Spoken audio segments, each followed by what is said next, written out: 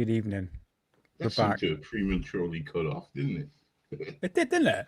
I We thought it need to was ease me. them into it.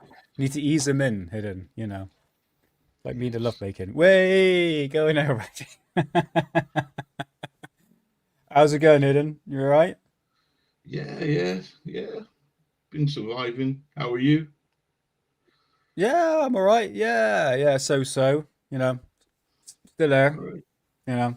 Well, But should I just dump into roll call?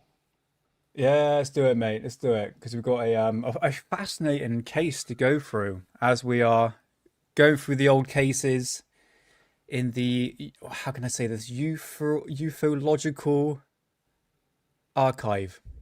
That's a bit of a mouthful. All right. Well, first of all, how you doing, Mr. Stokes? How's it going, mate? Nice to see you, John. Thanks for the shout out. Science, Evidence, Fringe News Network. How you Cheers. doing, man? How you doing? How's it going, man? And yet, Mm. yes. Just to answer your question real quick, we're not going to be looking at the Daily Mail because I have the papers from the Ukrainian scientists. Would you call them? I know it's coming from the observatory, but I've got their paper that they released, so we'll be looking at that, not the Daily Mail. Not to Yeah, discredit them, but now, like I said to Nick, why look at the newspaper when we got the real paper? exactly. It's a bit like the Three Eye Atlas situation. It's like, oh, Avi Loeb said it. It's like, no, let's go back to like scientists and astronomers because we've got the papers for that. But So, that's the problem. hey, Avi Loeb yeah, is a scientist, so that is the problem. Because nah, but that's how he can hide. I'm an Harvard professor, so believe what I say, even though it's yeah, crap and lies. But hey, well, you know what? It is lies because somebody with that intelligence ain't getting things wrong. You get what I mean? You might make one I understand. mistake, but then once somebody tells you, look, this is sometimes a comet don't have a coma till it gets closer to the sun. And he said, no, the reason why I don't have a coma is because it's not a comet. It's an alien vessel.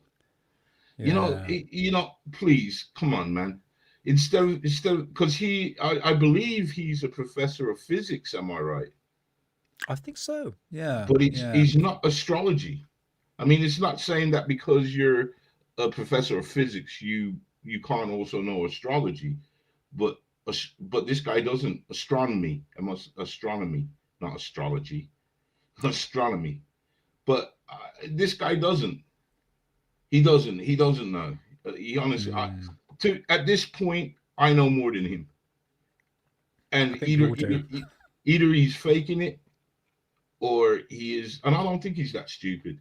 To be honest, I really don't think. But I'm not talking about Avi Loeb because, I don't like hating on these people because at least one thing I'm going to say is, people. I hope people learn because he said this about Oumuamua.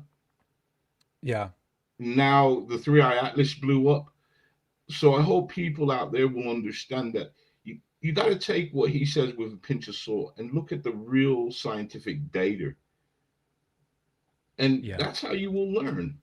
You won't learn from somebody like Avi Loeb because he's not right. He ain't right. I I also partly blame the UFO community for hyping the fact that this was an extraterrestrial craft. Obviously, the Three Eye Atlas situation with all the fake AI imagery that was coming with it, it was just like it was like, oh come on, guys, come on. But anyway, let's move on. Yeah. Samo, Rockstar Mod, nice to see you, man, How you and doing? I know you got good one evening to rolled you. ready to go. Yeah, So let's nice. see. Let's see who we ain't got. It's the usual suspects. I don't. Here we Hmm. go. How you doing, Rotary? Hey, how's it going, Rory? Nice to see you, mate. Right. Corbell's cat. How you doing, Nice to Chief? see you. Uh, Sheepop, how you doing? Haven't seen you for a while, but thank you for turning up. just for the people that are having ads pop up on their live stream right now, does our video play on the left and then the ads pop up on the right? So I just seen it just now. So that's new. Just to confirm that. That's a bit odd. But hey, she pop up. Nice to see you. Right. The black dot. The black dot. How you doing, brother? How's it going? Nice to see you, mate. Right. Oh, how you doing? Hold on. Here's a new one. Soyak. So We'll just say, Yanks. Is that right? what's the music from? I believe you will see it in the description box because the whatever YouTube AI figures all that out. I don't know. I honestly don't know. So it's in the description box. Thanks for asking, man. 80s retro. Moody. Nice to see you, mate. How's it going? How you doing, brother? Good evening to you. Nathan. That's... How you doing, hey, man? Nathan. From the Quantum Show. How's it going, mate? Nice to see you. Hope you're doing well. And good evening to you. Right, second cocktail. How you doing, brother? I think you did write to me, but I didn't answer you back. Sorry, I've been busy for the last few days. Once everything is sorted and things are thrown in, I'll tell you what I'm up to. You know, another chapter in my life that's really exciting for me. For you guys, maybe not. So I'll let you know what's been going on. But I've been in meetings, even had a meeting today. So, ay. Yes, right. Did I get Moody? I'm not sure. So Moody, No. I'm getting you again. If I, how you doing, Moody? I'm not 100% sure there. How's it going, mate? Hey, John. Adventures. How you doing, man? How's it going? Nice to see you. Right. Let me. Oh God. Right. Let me see. I think that's it. So. Okie dokie. Oh, Corbro's cat. Did I say hello to you? Yeah, I got him. Oh, you got him. Sorry, mate, if I didn't say hello. Do apologize. Oh, Chillster. How you doing, man? Hey, Chillster. How's it going, mate? Chillster and yes, how you Desert doing? Trance? Desert Trance. Yeah. Desert Trance. Nice to see you, mate. Doing? Welcome on in. Nice to see you. Right. That's it. We've done it now. We're at it. Fantastic. Hello to everyone. Hello to you guys who ain't commented that's listening. Thanks for being here, man. So Nick. Oh, Bob. First, Mr. Lazar's come out. There you go, Bob. How you doing, bro? Hey, Bob. Nice to see you, mate. Righty tight. So. Right, okay, cool. I've got everything set. So bring up this photograph, mate, because we are talking about, how do we pronounce this? O'Hare? O'Hare? Think of hair. You're right. Hair. O'Hare. Think of the hair. O'Hare. Rabbit. Hair. O'Hare. Okay. I think, but I don't know. I think you might be right. O'Hara. I think that's how they say it, but it's spelled O'Hare.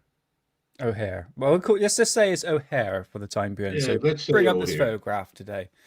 So we are going all the way back to 2006. Oh, that's a bit nostalgic time period. That's what actually 20 years ago, come to think about it now, isn't it? God, it feels like yesterday. So if you're new to ufology, me and Hidden, we've been going back to the past and sort of lighten up this old cases in regards of UFO sightings. So like I said, we're going back to specifically the 7th of November of 2006. One of the most compelling UFO incidences in modern aviation unfolded at Chicago O'Hare International Airport. What began as a... I got to read, Christ's sake, what began as a routine day at one of the most busiest airports in the world quickly turned into mystery that continues to debate nearly 2 decades later. Bloody hell, 2 decades later.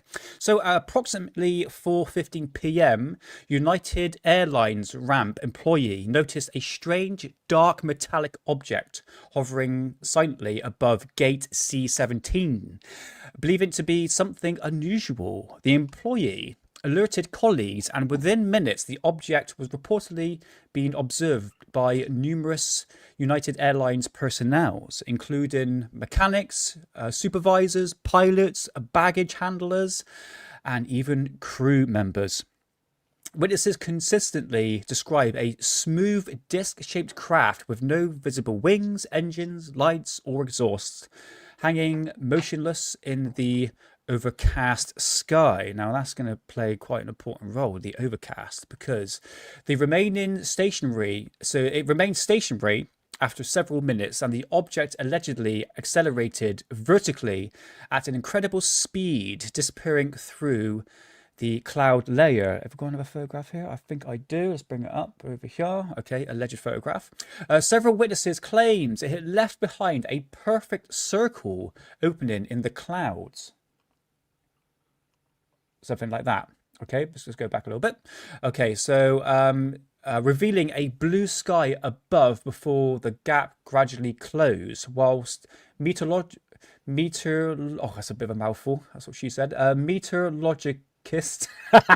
said that wrong, have suggested that the cloud formation may have been a natural occurrence of the atmosphere phenomena, which they never explained the object that witnesses insist they observed before it. Oh, God's sake. Why have I got to read? I hate reading. Okay, it looked like that. Okay, so one of the biggest questions surrounding the incident. Don't judge. I'm doing the best I can. One of the biggest questions surrounding the incident is the complete lack of photographic or video evidence. In the age of cameras, we're becoming more commonplace. I'm not reading anymore. That's it. Okay, so apparently this object hovered over O'Hare Airport, and it shot up vertically and created a hole like through the cloud. All right, so this is what we're dealing with here, and it's just going back to the 7th of November 2006. So yeah, you might have heard about this in various news outlets. I always love when they have a zoomed in picture of the object and they feel like you won't know where it is. So let me put a red arrow so you know where to look. Thank you for that. Good. I was looking in the hangar for it. So without that red arrow, it's like no offense, like a third phase of moon. They started it. They started the red arrow thing. But yeah, thank you for the people that give me nice comments about me. I have not been practicing reading. I haven't. It was Mavi that actually started that. Oh, was it? Oh, right. Okay, just to see where it is. Yeah, for sure. Okay, I understand. But this red arrow has been going on for a while. But for the thumbnails, the first person I've seen doing it was Mavi, because I used to laugh when he would do it. Yeah, I would agree with you. Nero VX. Yes, this is before AI and CGI. Yeah, but, however, yep, photographs like this is a bit, like for instance that one there. The photographs in disrepute as well, because it's, they're saying that isn't really a legitimate photo. Okay. Mrs. just told me off because I'm talking too loud, or I read really badly. She's like, "Mate, stop reading." So yeah, with this, it's a tricky one, isn't it? Because it did say in the description that they had no physical photographic evidence for this. That's right. So, but anyway, hello, Comfy Sofa and Gordy Horowitz. Nice to see you. Is that right? Yeah, that is right. Yeah. Saw a UFO the other day in Michigan. They lived in the lakes. All right. Did you film it? Did you film it, brother? Get a photograph of it. Hello, Monkey Silly Doo. Nice to see you. Monkey Silly Doo. Nice to see you, mate.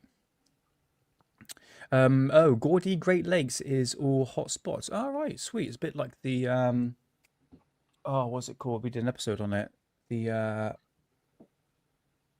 oh god, the Warminster mystery, the Warminster thing. So anyway, we're going to come out of that because I'm not going to read anymore. Shh, don't read. So we're going to bring out the first. But apparently, what I'm about to show you right now is a very grainy video footage from the exact time where this object was spotted in the sky. Now, you think 2006, it's not like the cameras today. We are dealing with what, Motorola? Are they still going around now? I don't know. Who knows? But yeah, let's go check this out and see if we have a spot. 1 minute before you play it. 1 minute before you play it. Yes, Gordy, of course. can you send me an email, man? Because I love seeing pictures, and so if you got pictures, man, I'd love to see them. I won't post them Oh, sweet. without permission. I promise. So my email is in the description box of my videos. So Gordy, please. Thank you, sir. Thank you. Thank you, All right, Moody. man. Thank you.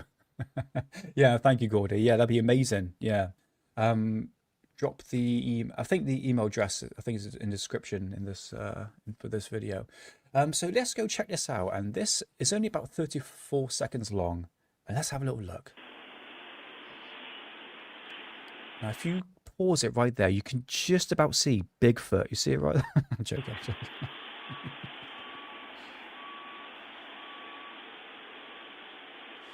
Bear in mind, this was supposed to be overcast.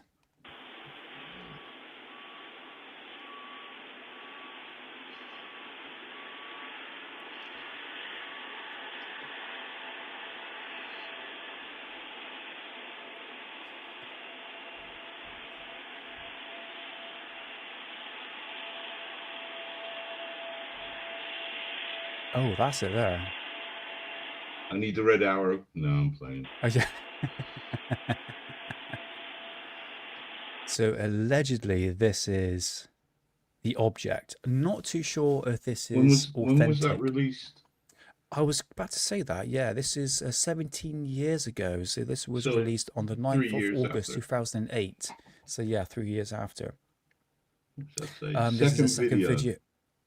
Yeah, second video of the UFO sighting over O'Hare Airport taken on the 8th of August by a worker at the same airport on his cell phone. See, yeah. So whoever said it was 20 years ago today was bang on it.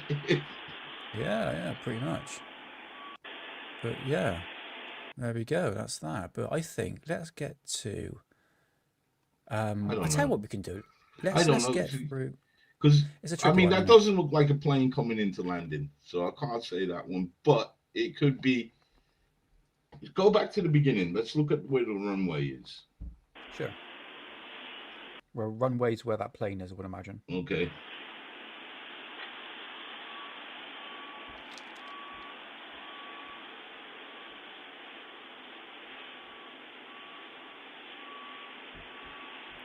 Those look like they're taxiing.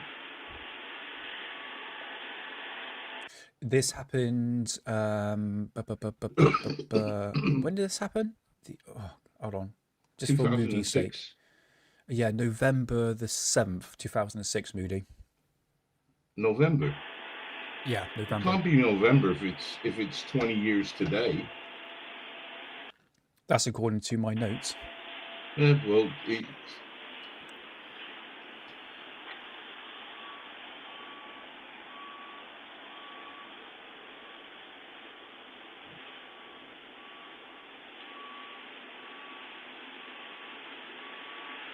Okay, so there's the runway. You can see the plane.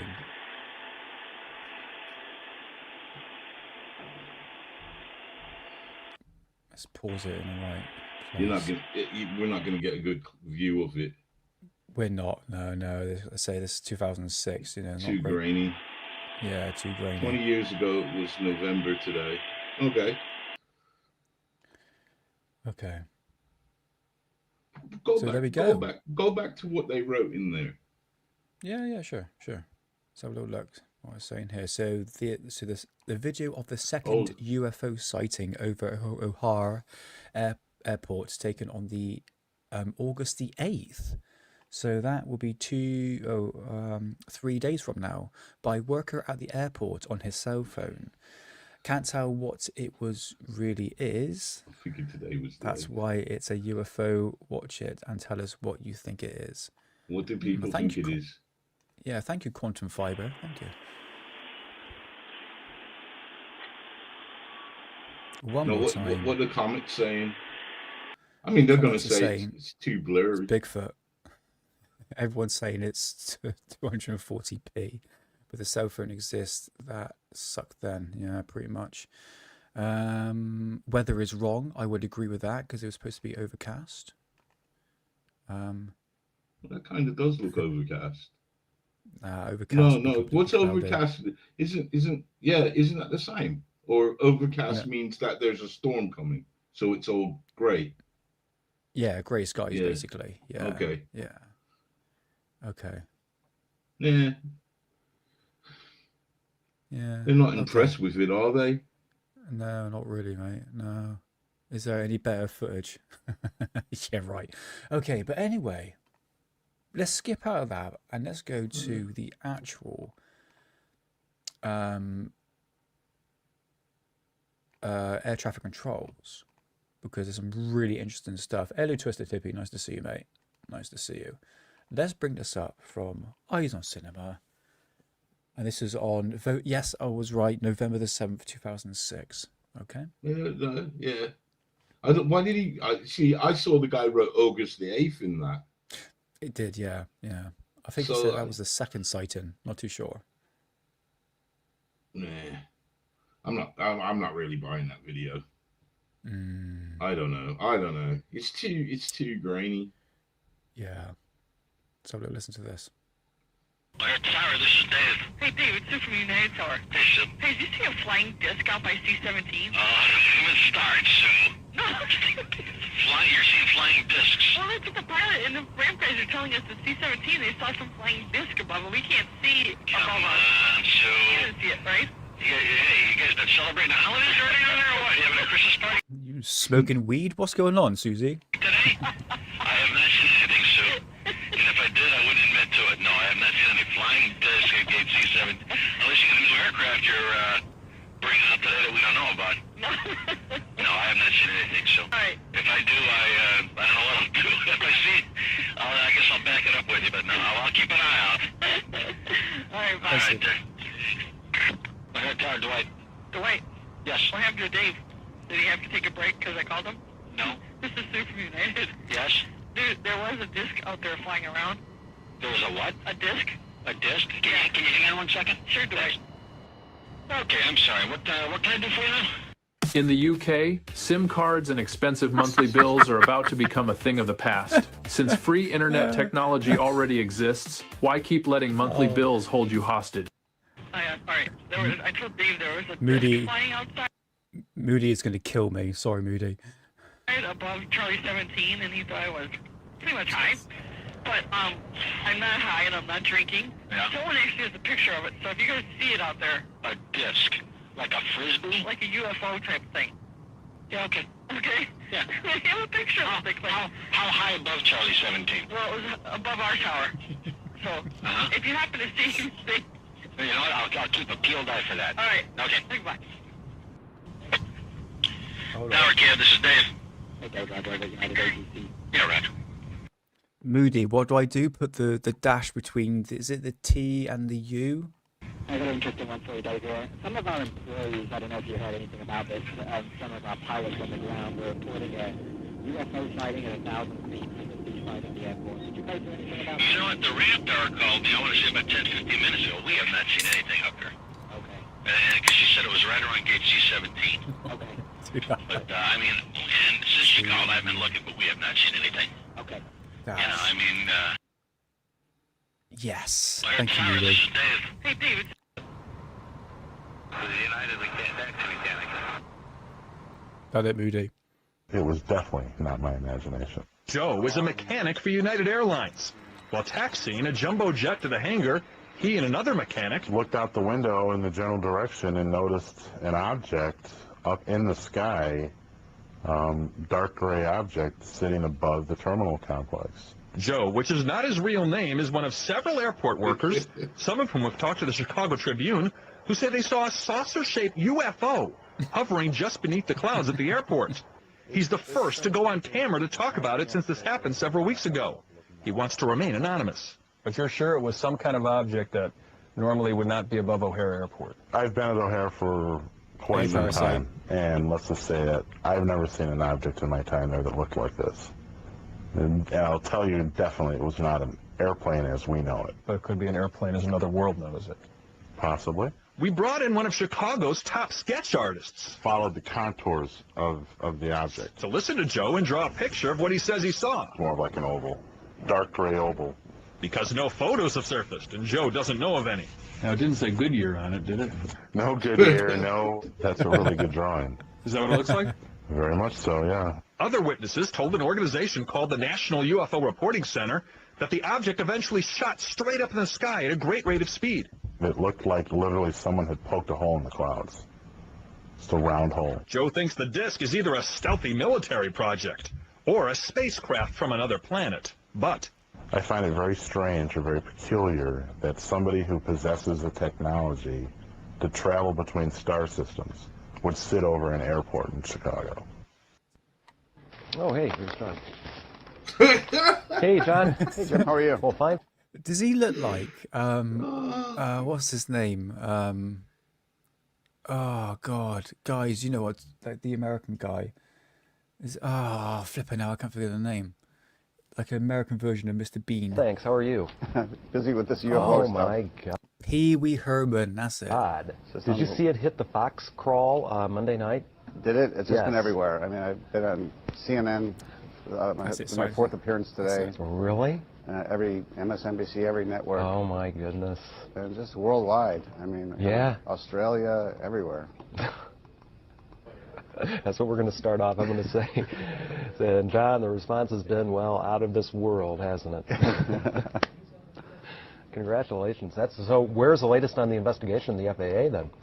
Well, is by this time tomorrow going to prove? United is now acknowledging that they were approached by employees, so they've done that flip-flop, and I'm trying to locate photos of this. I'm told there may be photos. Really? Is this behind the scenes? That would be cool. So does the possibility exist? You might get the pictures and get them in for tomorrow? Or? Oh no, I don't think. No. I mean, I'm told the pilots on that plane that was being pushed back. You know, I said in the story that they opened the windscreen and stuck their head out. Now I'm being told that one of them had a digital camera and snapped some pictures. Wow. So United is not playing ball with me, and FAA, I've expanded my FOIA to include the flight plan, which might include the pilots' names, and I'm trying to work with the union as well. Are they still going by weather phenomenon? FAA... Just sorry for pausing. Rotary, are you going to see Richard D. Hall by any chance?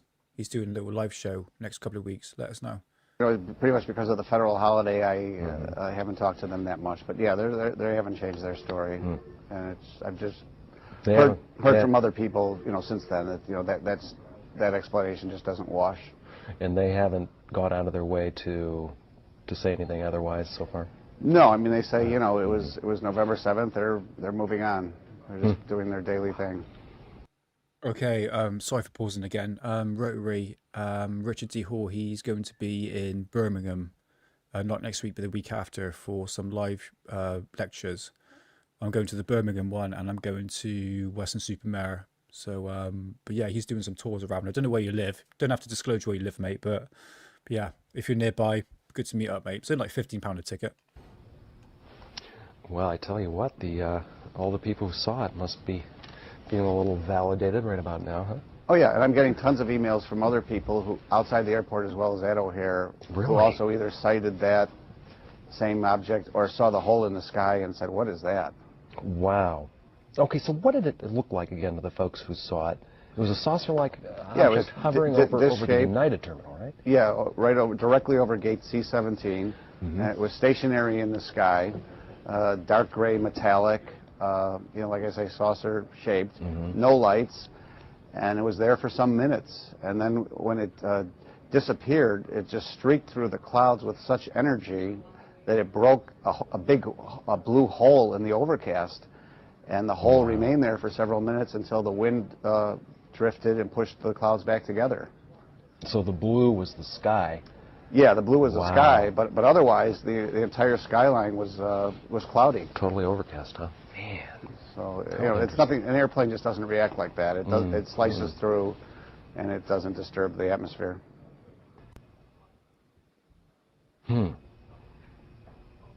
Where's the photographs? Come on, Pee-wee. Do you have other interviews set up after this, John? Yeah, I'm going back on a radio station, a couple of radio stations this afternoon, and then Headline News has a show I'm doing at 3 o'clock. Okay. Ooh, I'll have to watch if I'm... Yeah, I'll be off the set by then. Okay, Australia, what other international? Oh my God! I mean, all over Europe. Oh my gosh! You know, hearing from people, you know, Ireland, they say, you know, we heard about what's happening at O'Hare. You're kidding. O'Hare. Butch O'Hare. I mean, just as well as serious, you know, researchers at major U.S. universities who've attempted to do their own investigations, and when they go to the government to try to get information, they get stonewalled. So there really is this universal feeling that the government knows a lot more than it's willing to tell. Man, okay.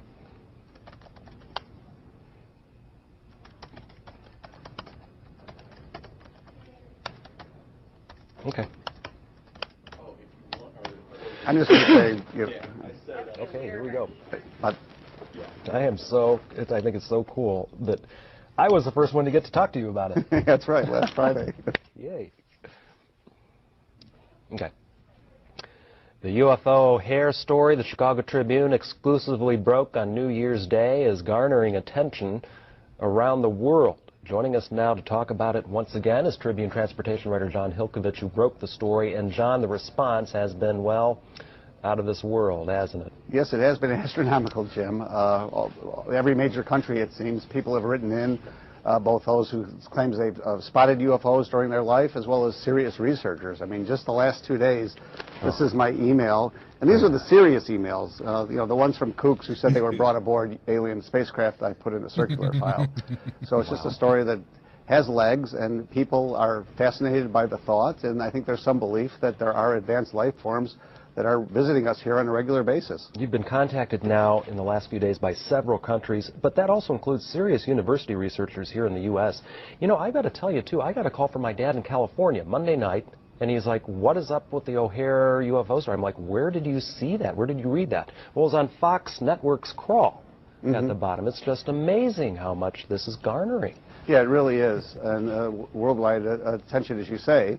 And from people who have made observations themselves, including on November 7th, the date of this incident, additional people both at O'Hare and outside the airport who have either seen this gray disc-shaped metallic object themselves, or they saw that huge hole in the sky that the object created when it vanished. Let's go over that one more time. What did people see when it all of a sudden vanished right through the clouds over the United Terminal? And then how's the FAA been reacting the past few days, too? Any new ground on that? Okay. Well, the object was hovering in a stationary position about 1,500 feet above the United Terminal for some minutes, and then when it left, it just burst through this thick cloud layer, creating a large open space of blue sky on an otherwise overcast day. It took some minutes for that opening to close up when the clouds drifted back together. And it's just extremely unusual, according to the witnesses. I mean, airplanes just don't react like this. They slice through clouds, and they really don't disturb the atmosphere that much, except for the wingtips and such. The FAA is still, you know, pinning this to some kind of weather phenomenon, that some lights from the airport and the overcast skies somehow got together and created this image. But weather experts, astronomy experts, others that I've talked to said that that's bunk. That explanation just doesn't wash. United, on the other hand, after first denying that they got any reports from employees about this sighting, is now saying, yes, indeed, their employees did approach them immediately because of concerns about safety. And to reiterate, John, the witnesses who originally came to you are all seasoned, professional, credible professionals like pilots who saw this. They're pilots, they're senior managers, they're mechanics, and others. So, you know, they are very truthful about what they're saying, and we're trying to locate photographs, if they do exist, of this incident. Well, John, we know you have plenty of other interviews to do today with other countries, so we'll let you go and we'll keep our eyes to the sky. Thanks. Thank you, Jim. Right, just a few more clips. This is just incredible. Isn't it amazing what really garners people's... Yeah. For various reasons, I suppose, you know. Yeah. How cool. Yeah, no, it's... I can't wait to see in a week where this stands, you know? Yeah. I'm just amazed I'm still getting requests for interviews because... Yeah. Cool. Okay, Thanks, John. Thanks, Jim. Well, the most credible part is that pilots, numerous pilots, including the two pilots at C-17, opened their windows and peered out the cockpit, and both saw in great detail, you know, what they, you know, perceived to be a UFO. And they said it couldn't have been a light show. It could not have been a weather phenomenon, as the FAA later said it must have been. And I have documentation between United Airlines managers to their bosses saying, we've received reports of this from our employees. What do we do? Some of these employees were brought in, interviewed, even asked to draw sketches of what they saw. So what's equally important is not just that the caliber of these witnesses, but the Tribune's ability to document, for no better word, a cover-up by both United Airlines and the FAA, because when I went to both parties, they flatly said they knew nothing about this, that my call was the first information they received. And in fact, I have correspondence that shows that they clearly were told about it and communicated internally and externally about it. And so what is the, is there anything that blows a hole in this thing? Well, what blows a hole in this theory is that no air traffic controller saw it, that nobody with a camera phone at O'Hare happened to snap a picture of this, and you know, this spaceship, if it was so, is long gone. Okay, right. We're going to get to another video, but I think it's worth going through what the object did to the cloud, okay? Because there is a reasonable explanation for this, okay? Bear with me. I'm going to bring up the photograph right here, okay? Check this out. And there's some very strange stuff with this, and I have to admit, he was a constant sky watcher.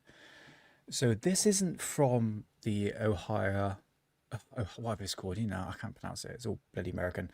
This is a natural phenomena, okay? And it is called a four-streak hole, okay? So it's saying here, this is according to Wikipedia, and I've done a video on this on my Cosmic Twilight channel when I was talking about the trails in the sky, okay?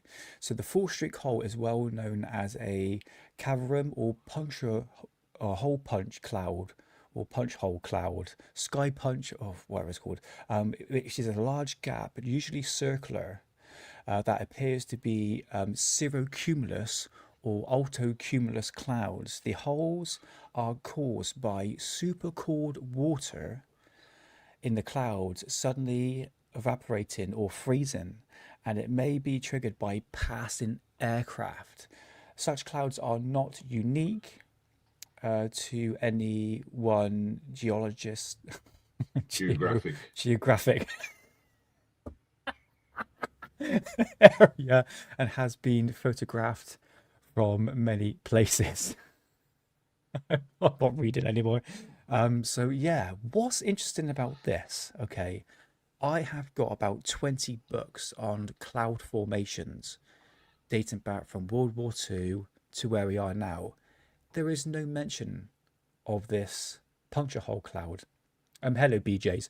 But This is what can cause by apparently a natural phenomena. My God, I can't get the words in Edgeway.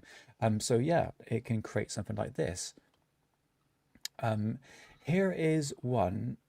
Oh, hold on. I think I've got one here from. Let's bring this in here. Okay, cool. Right, here is one that my mum took. Going back, there it is. So this is what my mum took back in 2012, 13, around her place, okay? So also cumulus or cirrocumulus is what creates like the ripple effect. Now, people in the chem community will say that's to do with HAARP clouds, but you can trace that cloud back through many, many decades, all right? But there's no mention of this phenomena in any of my books or cloud formations. Here's another one. Here's another one. I've got a video footage that I'd taken a few years ago. Check this out. And this is what happened. You can see a plane went through and it created this hole. You can see there where the plane went through, but another one went through here. And you can see what it did. There we go. Hole through the cloud. So a lot of, I think the debunk side of this is that the fact this is just a natural phenomena, okay, where a plane has just passed through a super cold or super cooled cloud and it created this hole, basically. Okay, not saying this is the case for this UFO sighting, but let's play one video where Leslie Keane talked about this, okay? So check this out, okay? So Hayden, do you want to bring this up? Okay, fantastic. Check this out. This is from United Tower. Did you see a flying disc out by C17? I have not seen anything, Sue. And if I did, I wouldn't admit to it. Less than a decade after the Phoenix Lights, these issues are brought to light with the alleged incursion of a UFO into one of America's busiest airports. Several pilots and United Airlines workers swear they saw one, a UFO. Definitely, it was not an airplane as we know it. Frivolous and sensationalistic UFO reports have exploded across the internet, making it more difficult than ever to weed out the credible from the questionable. In response, a handful of experts are applying rigorous investigative and scientific standards to evaluate evidence of this phenomena. One of these is veteran journalist Leslie Keane. I've been looking into the UFO subject for about 10 years, always focused on the hardcore factual information. Radar evidence, the photographic evidence, the physical evidence that have been studied in laboratories, and not on more conspiracy-oriented material that's floating out in the culture and all over the internet. In January of 2007, I was struck by an amazing story that was on the front page of the Chicago Tribune. A number of employees of United Airlines witnessed a disc-shaped object. It looked like a metallic disc hovering over the United Airlines terminal, specifically over Gate C17. And this was at rush hour, a busy afternoon around 4:30. It was seen by a lot of people on the ground. It was seen by pilots, by crew members, by managers, by people that were moving planes around. It was estimated to be about 22 to 88 feet. And they said that it was hovering over Gate C17 for at least 5 minutes. And then the thing suddenly just shot up, directly up through the cloud bank above it and cut a crisp hole through it, very clean, like a cookie cutter. The witnesses, trained aviation professionals, were confounded by what they had seen.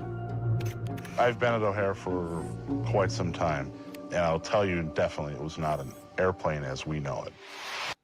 It seems to me that they backtracked their equation after the incident happened. I reckon they've done that on purpose. The O'Hare case adds to the growing mountain of UFO data, echoing the common characteristics of earlier UFO sightings. It was a disc-shaped object that hovers silently and accelerates instantly to unknown speeds. But the most critical piece of evidence is yet to be revealed. O'Hare Tower, Dave, it's from United Tower. Hey, did you see a flying disc out by C-17? It was start soon. Several months after the incident, Kane obtains a copy of the control tower tapes, which includes a never-before-heard recording of a United Airlines supervisor calling in to report the sighting. Okay, I'm sorry. What can I do for you now? All right. I told Dave there was a disc flying outside above Charlie 17, and he thought I was pretty much high. But I'm not high and I'm not drinking. Yeah. Someone actually has a picture of it, so if you guys see it out there. A disc? Like a frisbee? Like a UFO type thing. Yeah, okay. Okay. Hey, I'll keep a peeled eye for that. All right, okay, bye. This is, very, very important evidence. It shows that there was something there. It was reported to the tower, but it was still treated like some kind of a joke. And I believe that that's at least partly due to the FAA policy of discouraging UFO reports. Even though this was in restricted airspace, a busy airport in the middle of rush hour, and nobody knew what this thing was going to do. I mean, this was a serious hazard. So the FAA initially didn't say anything. But once these tapes were released, they had to say something. Under public pressure, the FAA releases a cursory explanation 2 months after the sighting. Well, the first thing that the FAA told people was that this was some kind of light reflection off the bottom of the cloud bank. They said it was the airport lights can do funny things on the clouds. But the problem is the airport lights had not even been turned on yet. The second explanation that the FAA gave was that it was a weather phenomenon, most likely what is called a hole punch cloud. A hole punch cloud is a natural phenomenon that is caused by ice crystals falling from above a cloud down to a cloud bank below and melting a hole in the cloud. Problem is, you have to have freezing temperatures for this to occur. Well, we know for a fact that it was too warm at O'Hare that day. The temperatures were not below freezing at the level of the cloud bank. So it is an absolute physical impossibility for that event to have been caused by a hole punch cloud. Ultimately, the O'Hare case and the FAA response to it are typical of how the U.S. government handles UFO sightings. First, they avoid having to talk about it at all, but if that becomes impossible, the authorities will just throw out whatever explanation they think might fit, whether it's plausible or not. And it's a real problem. This has happened countless times for decades. It's a standard operating procedure for cases like this. At USwitch, our experts fight to get you fairer prices on your energy, broadband and mobile, keeping hungry beaks out of your pockets. Switch and save now at uswitch.com. Now I'm hungry. So yeah, there we go. That's Leslie Keaton. Oh, Letty Rosso the Tosser. Yeah, that is Leslie Keane. She is the lady who put forward the 2017 New York Times article in regards of the Pentagon believing in UFOs. She pretty much kickstarted it. Pretty much. So your thoughts so far, Hidden, before we play the next video, the final video. What do you reckon so far? I think something happened. I think, and I agree. Sorry, I agree with her because I've dealt with the FAA, and that's their standard procedure. But now they have changed, and it is open to an extent. And I do believe that the pilot did take some pictures, and I think the FAA stepped in and said, you know what, give us those pictures.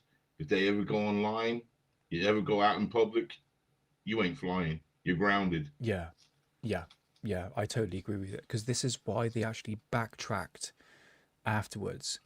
Because you had the air traffic controllers saying, are you seeing this object in the sky? And obviously they said no. Okay, fair enough. They don't have a full grasp of what's going on. But why didn't they have the radar?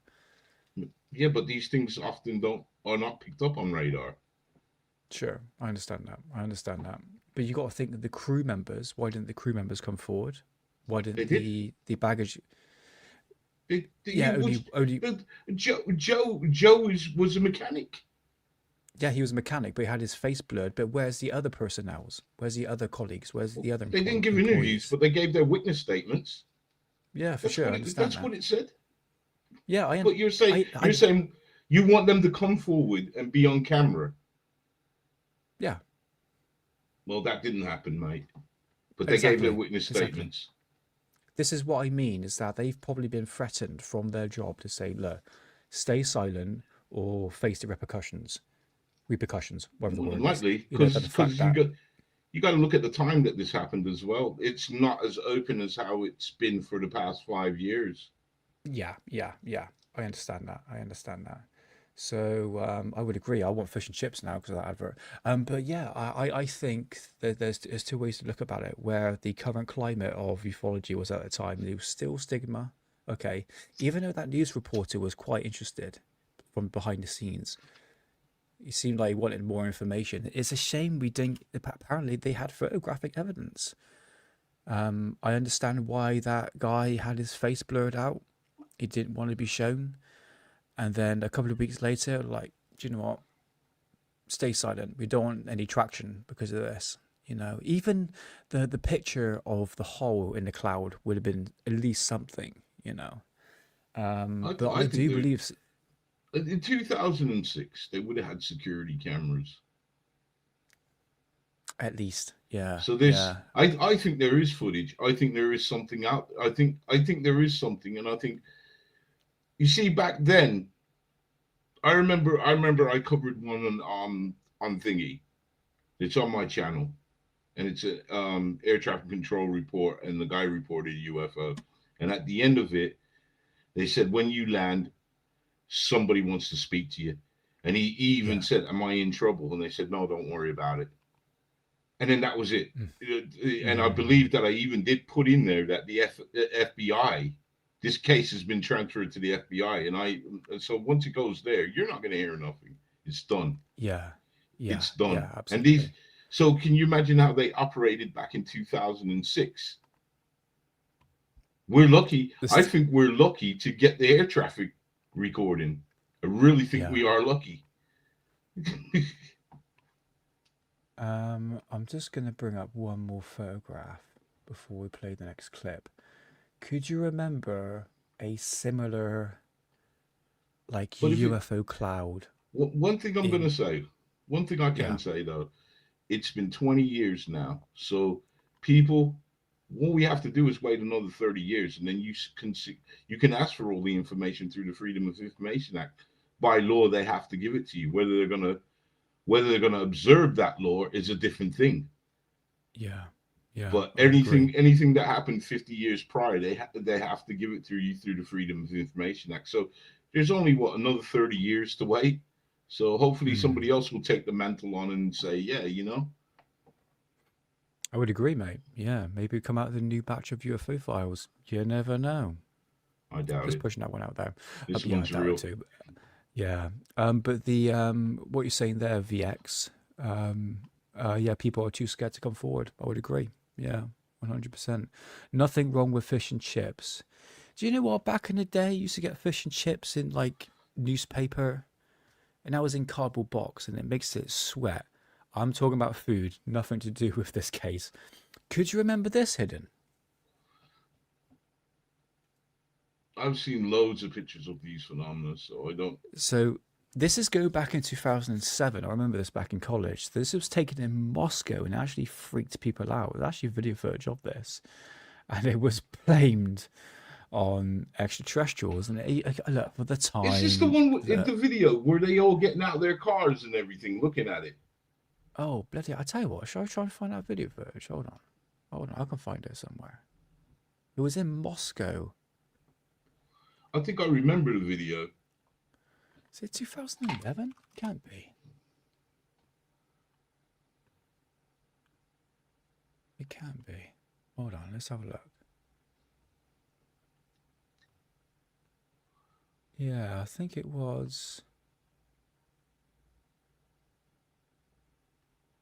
No, I think it was 2007, I think. Hold on, let me find it. That seems to be the standard procedure. See something, you go missing. Oh, got it. Look at this. This is producer-like quickness at the moment. Check this out. Right, I found a video, mate. I found a video.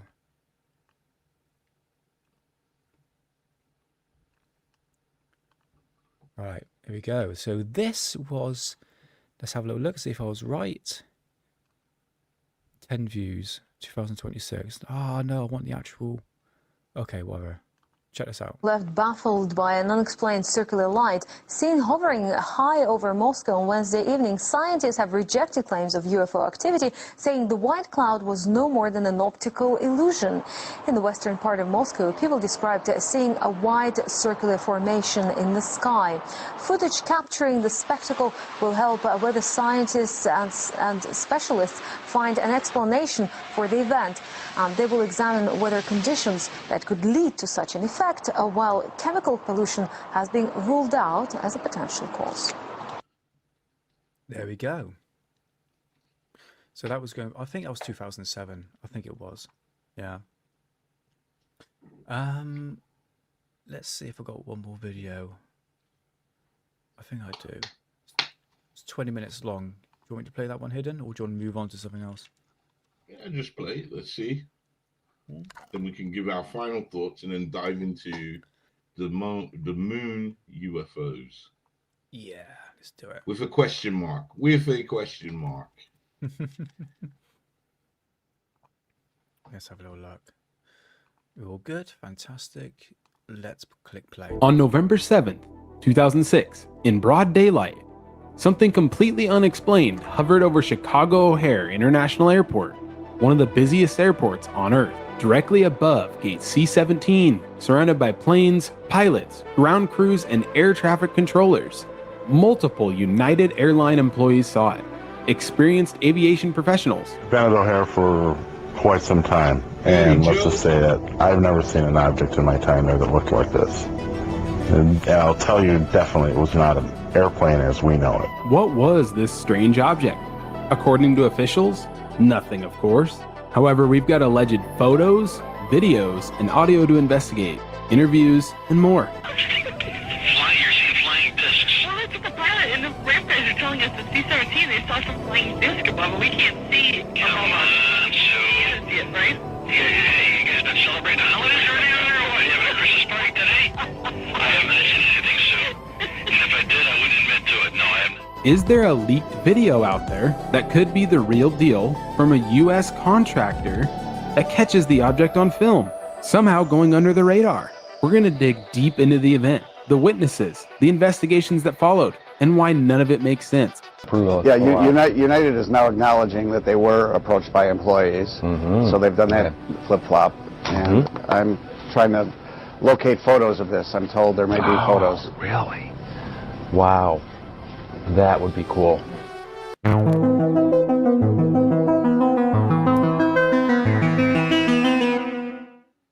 As always, this is a tinfoil report. Please rate this event on a scale from 1 to 10 based on how likely you think this case is down in the comments below.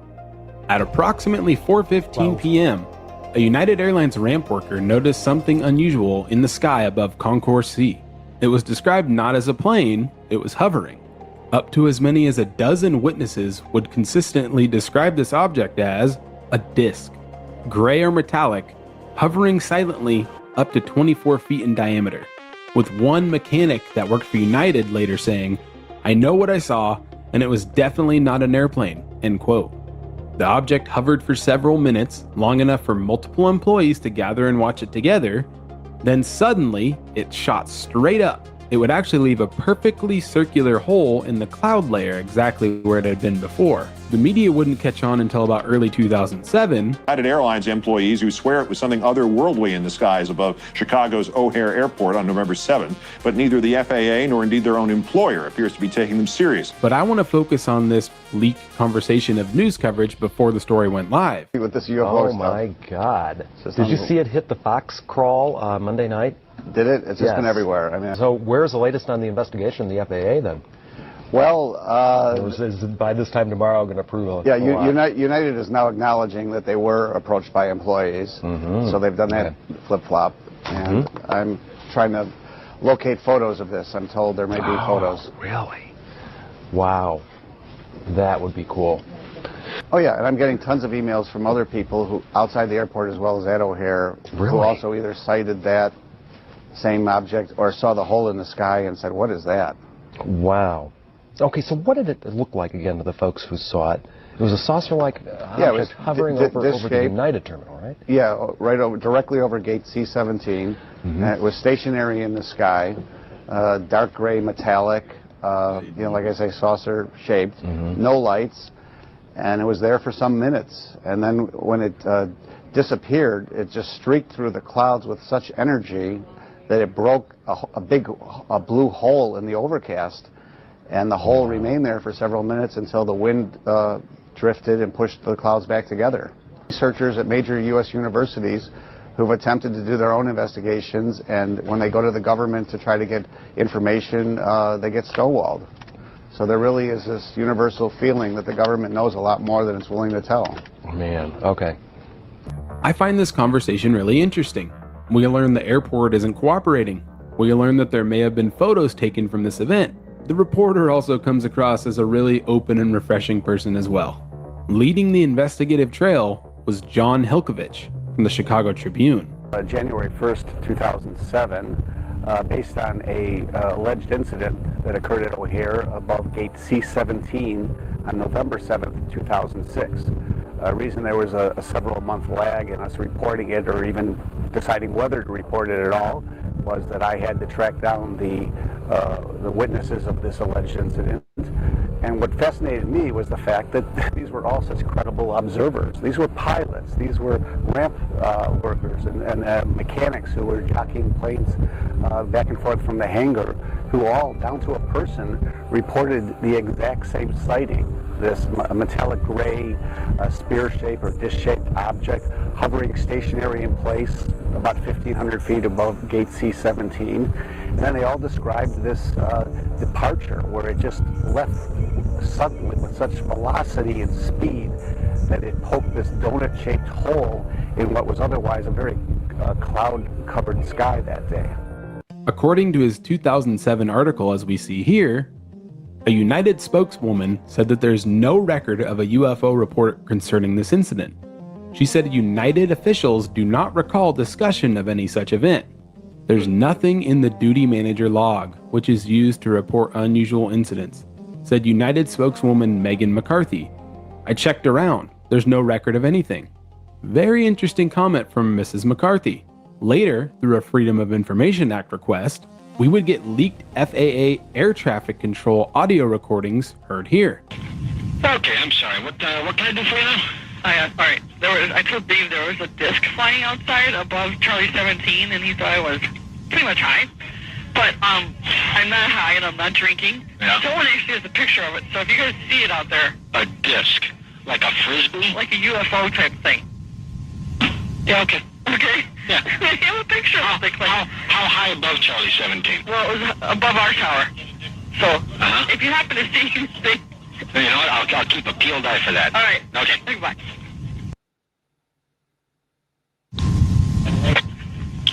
Tower Care, this is Dave. Okay, Roger, I got United ATC. Yeah, Roger. I got an interesting one for you, Dave.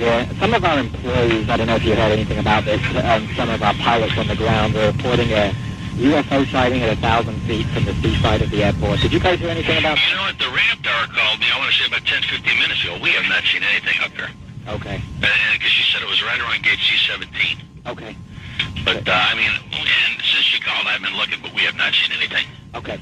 You know, I mean, if we do, oh well, I guess, you know. Well, no, I was just wondering. Maybe we'll have to give him C7 right.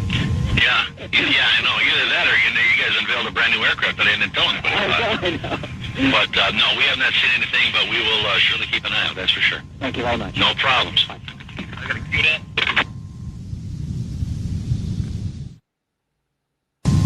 Ground Gateway 5668, send the penalty box, ready to go to the North Port. Gateway 5668, you can use Alpha to North Port and use caution for the UFOs. Alpha to North Port, we'll take a look. United Maintenance 44. Okay, it's 44, thank you. All right. 44 is going around the North Port. Excellent. You got Eagle and SkyWest over here coming around this way. He's turning in no factory. You really got no other gate holes. All right. Somebody reported a UFO or a flying disc above Charlie Concourse. Seriously. Excellent. Yeah. So nobody can keep my eyes open. nobody can see it, but use caution. All right. And that's pretty much it. Gateway 5668. 5668, go ahead. Yeah, look out your window. Do you see anything above United's concourse? They actually, believe it or not, they called us and said somebody observed a flying disc about 1,000 feet above the gate Charlie 17. You see anything over there? Not that I can tell. Okay. Yeah, I thought my job was stressful. We saw it a half hour ago. Who saw it? A whole bunch of us over at the Charlie Concourse. Really? You guys did? Who's this? The United Taxi Mechanics. Thought it was a balloon, but we're not sure. You tell me if it sounds like nothing unusual is happening. And we hear it again. Potential photo taken? And of course we still have the videos to get to, which we will. Hilkovich would also interview more witnesses who would only speak anonymously. I have documentation between United Airlines managers to their bosses saying we've received reports of this from our employees. What do we do? Some of these employees were brought in, interviewed, even asked to draw sketches of what they saw. So what's equally important is not just that the caliber of these witnesses, but the Tribune's ability to document, for no better word, a cover-up by both United Airlines and the FAA, because when I went to both parties, they flatly said they knew nothing about this, that my call was the first information they received. And in fact, I have correspondence that shows that they clearly were told about it and communicated internally and externally about it. Hilkovich's list of United workers that remained anonymous out of fear of losing their jobs included mechanics, ramp workers, a pilot, and even supervisors. Hilkovich later said in interviews that United employees were frustrated and disturbed by how quickly the incident was dismissed. Let's listen to this interview with a witness who was also speaking anonymously. Other worlds? You don't believe this was possibly your imagination? It was definitely not my imagination. Joe was a mechanic for United Airlines.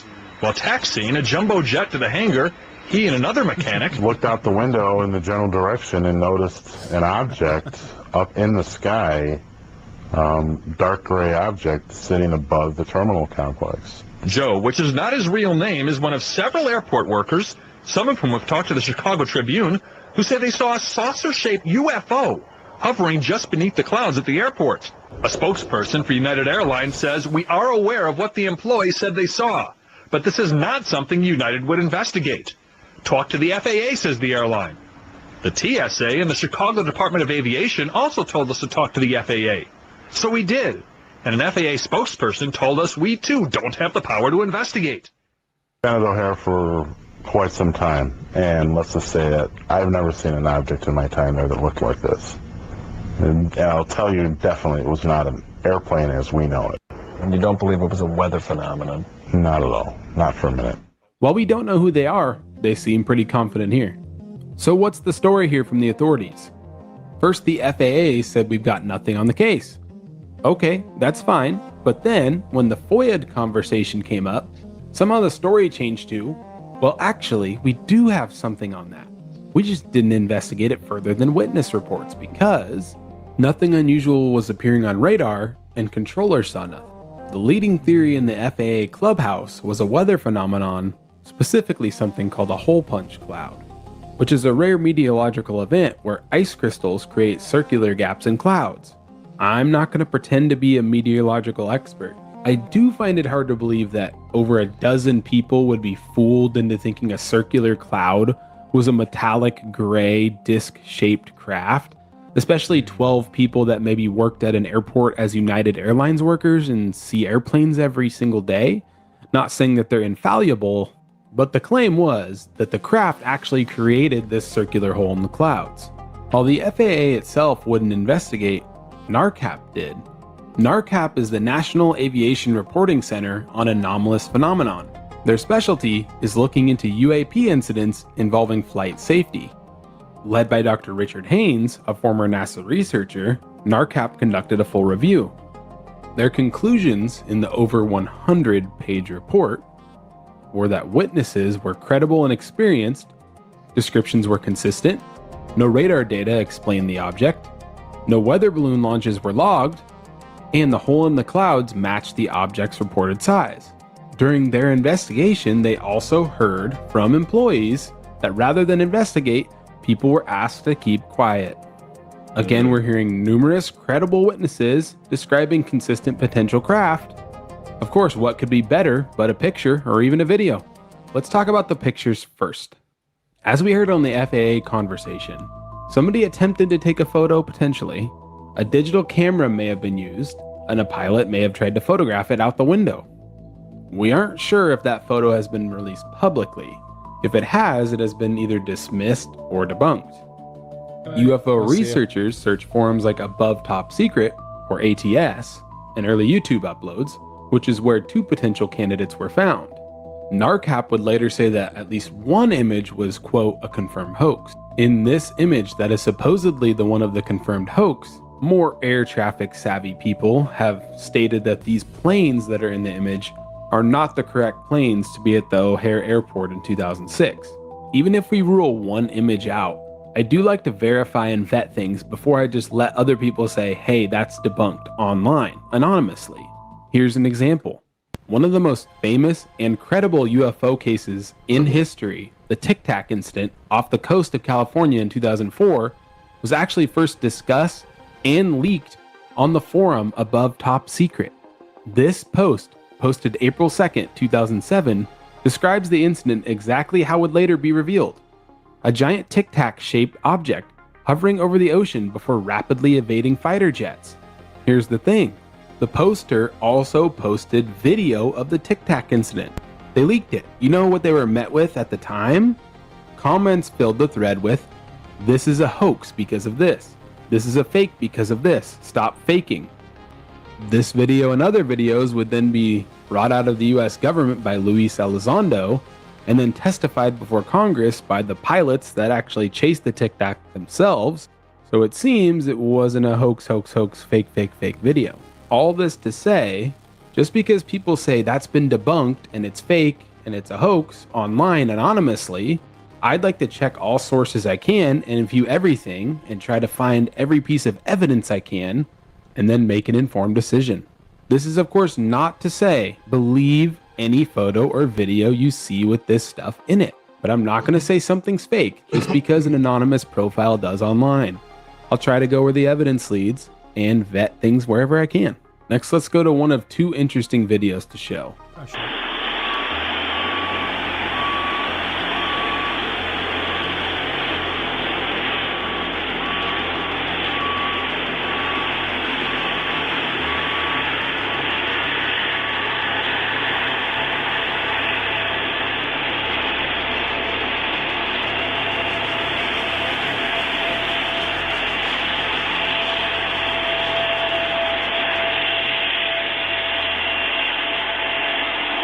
I know what you're thinking.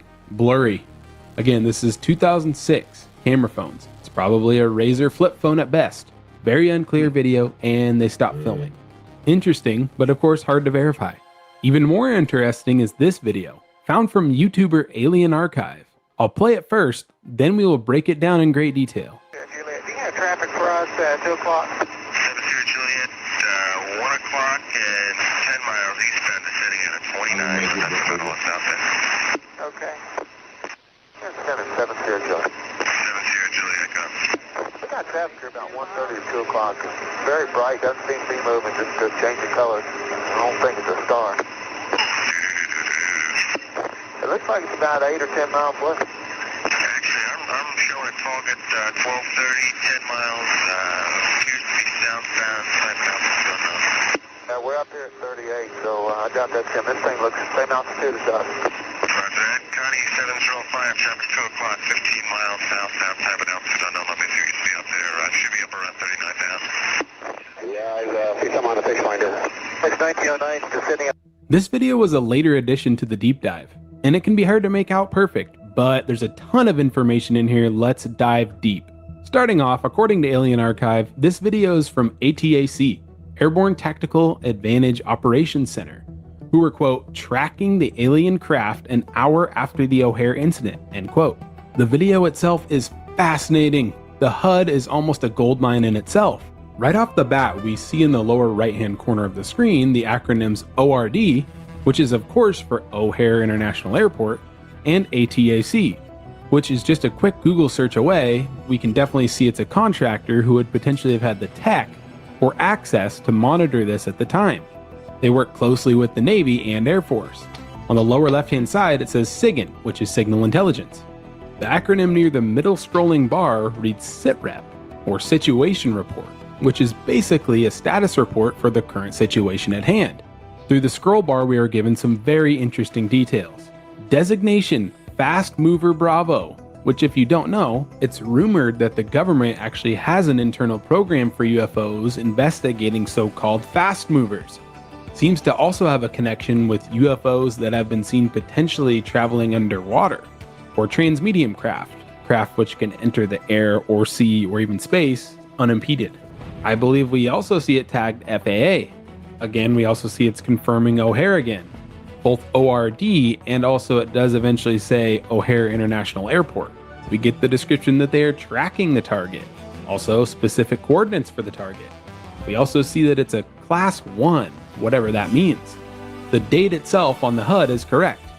I know not the clearest picture from 2007, but the left screen shows potential imagery of an object, while the chatter mentions things changing colors that aren't a star.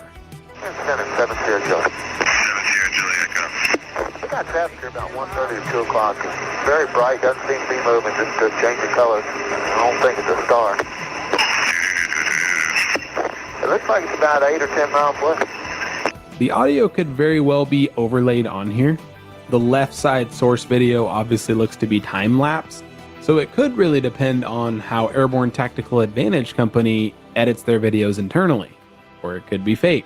The right side viewpoint, also time-lapse, appears to be an aerial viewpoint, but I'll admit, I may just need an expert to inform me on this one. All things considered, I found this video extremely interesting, and I hadn't seen it anywhere else. I don't believe this is a fake video from the HUD itself. It looks to be extremely old, seems to be consistent as well. So is this the equivalent of the Tic Tac video that has somehow just gone unnoticed? As for YouTuber Alien Archive, I had to ask how and where they downloaded the source video from, which didn't get a response, and that is also understandable. I'd just really love to know where they got this data. They have a great channel, and I'd highly recommend checking them out. If anyone else can find more sources for this video, that would be highly appreciated. So the question remains, were photos taken and then quietly collected? Or did no one manage to capture it in time? Are the videos legit? Questions as always. If we had all the answers already, this would be a post-disclosure channel, but we will get there.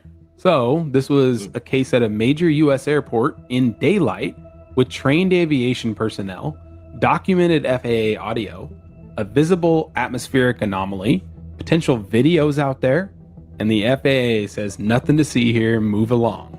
Was this nothing to see here? This being a tinfoil report, I'd love to hear everyone's grade on a scale of this from 1 to 10, with 1 being a hoax or just a cloud, and 10 being a UFO. Comment down below. Personally, I'm at a 9.5 on this one. I think this is one of the more underrated sightings out there. Anytime there's that many reported credible witnesses, in the modern age, you have to think it's something. Airlines and the FAA changing their story is odd. And if employees were asked to draw what they saw, then not talk about it, that says a lot to me. Reported photographs, even if one of them is confirmed a hoax. The dialogue from the FAA is very interesting. And then we have the videos, with one being very unclear, but the other one, is this the smoking gun? I'm not sure. The only thing that keeps this from a 10 out of 10 for me is a little bit of physical evidence. Something like evidence collected from the ground, like in the Lonnie Zamora case. Maybe radar data. This craft did not show up on radar. To me, everything paints a pretty clear picture of what seemingly happened here. I just need that one small thing that pushes me to an undeniable. Though if we could verify this video, I think that would do it. But I want to hear what you think. Thanks as always for liking, subscribing, and all your support. Sorry for the bit of a break I had over the holiday. Yeah, that's really good. I chose that because it gave a full perspective on this case. So yeah, many thanks to UFOs Truth in Tinfoil. It was a really good video. Better than I can put it in that case. But I would say something was there. Something was definitely there. And the fact that you had that last video where the object was tracked up in the sky, it's just we need that extra evidence to go by. Okay, witness testimony is one thing.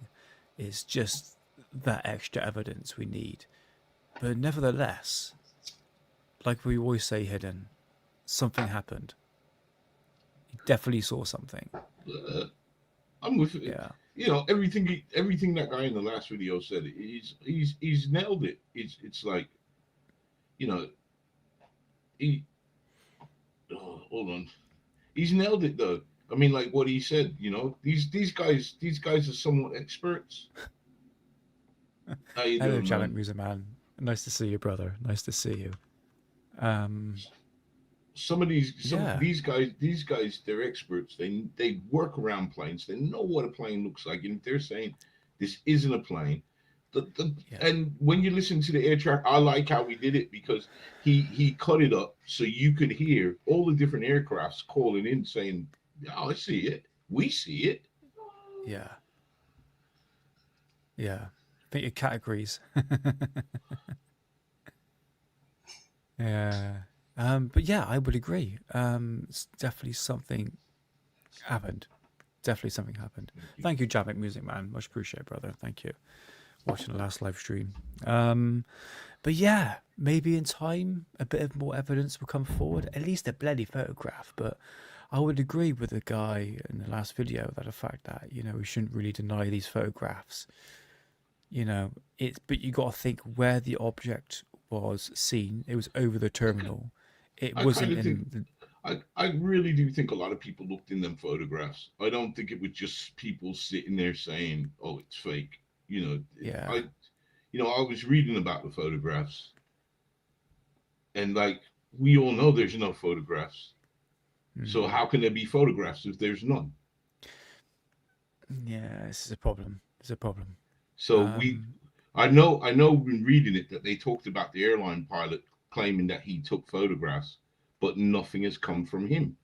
But we know what's going to happen. They're going to take his camera. They seized his camera. And we know the threats that they got. Even that guy said that some of the witnesses were afraid to come forward. But the thing is that one thing I noticed with the witnesses is they were all airline personnel, where they did say that there were other members of the public that did see this as well. Yeah. And no, shame they didn't come forward. Or somebody reached out to them because they probably didn't know the significance of what they saw, or they did know. I don't know. Because I think if you saw a disc-shaped object hovering in the sky, no matter where it is, that's pretty memorable. Yeah. You ain't and then to see it, yeah, and to see it take off and punch a hole in the clouds. So I do think something happened because too many witnesses, and like the guy said, they're all saying the same story. We got the air traffic control, and to me, air traffic control you don't mess about with. You don't make jokes on that thing. That's some serious FAA stuff. Yeah, for sure, because they're in control with the, you know, who's going to land, you know, because they can have a major cock up, especially a major crash from there. So I understand that aspect, yeah, for sure. But yeah, so that's to me, that's the one good piece of evidence is the air traffic control thing, and I'm glad we got that. Yeah, absolutely, yeah, very intriguing.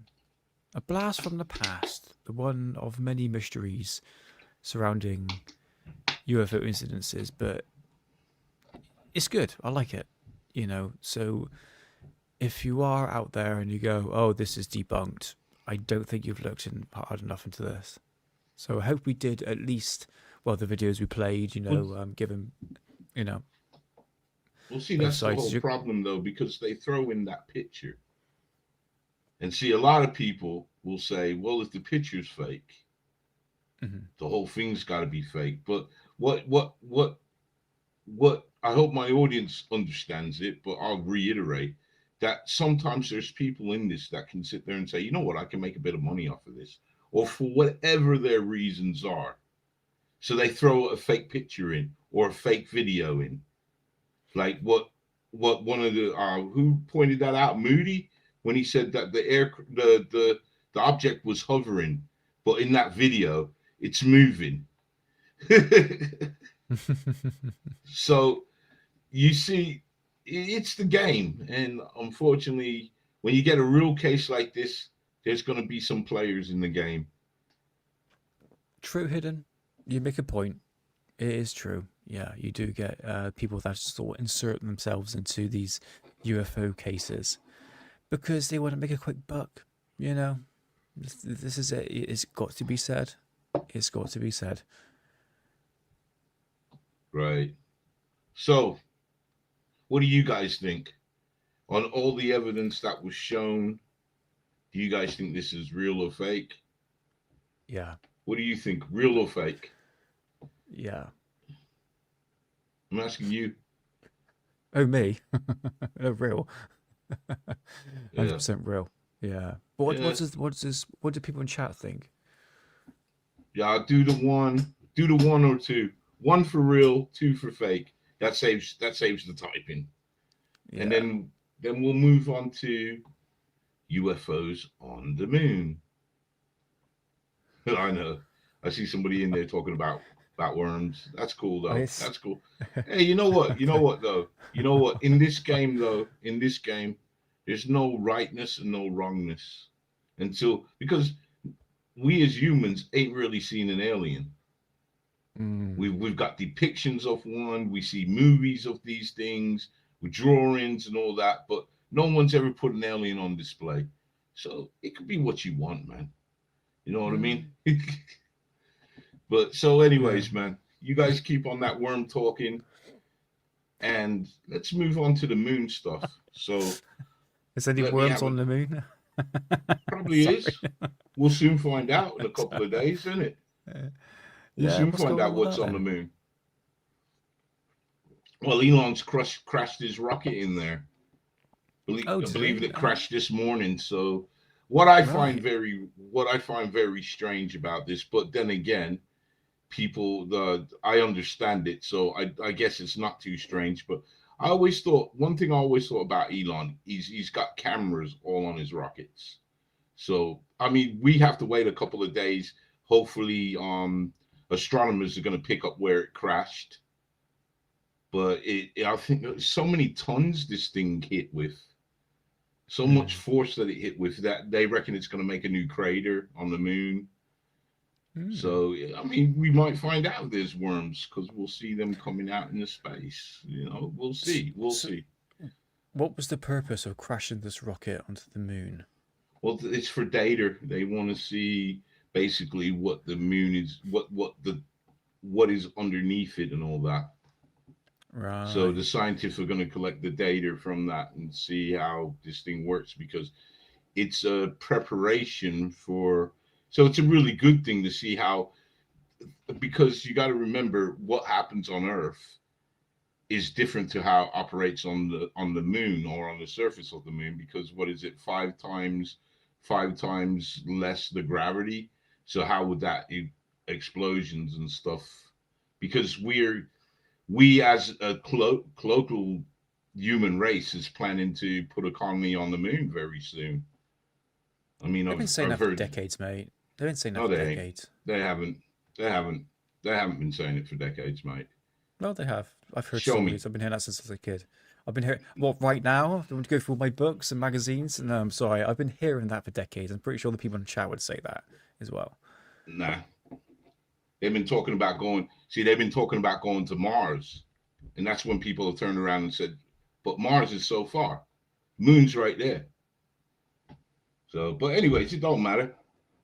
It don't matter. With Artemis, we're pretty much step closer to it. So, and then that's a good segue, because if we do get this colonization, we would see if these Ukrainian scientists actually nailed it. Because from that base, they should be able to see these UFOs. I guess so. I guess so. I mean, They I should don't be think able we've to. had the. I mean, I don't think we've got the full scope of the moon. I think they've probably been going back and forth. They've probably got a moon base there already. You know, I think there's a lot what they're not really telling us anyway. So I think this is probably just a. I say an outward distraction. I don't know. At this point, it's just to sort of say to the public, say we're doing something with the moon. I think they've been doing it for many decades, mate, and they're not even telling us. I've seen some weird stuff. I've seen some really weird stuff on what's going on the moon. You know, especially objects going in and out. Before the show started, John Leonard Wilson filmed some very interesting stuff on the moon. Yeah. But I would agree with you, the people in the chat, we definitely need a vape shop on the moon.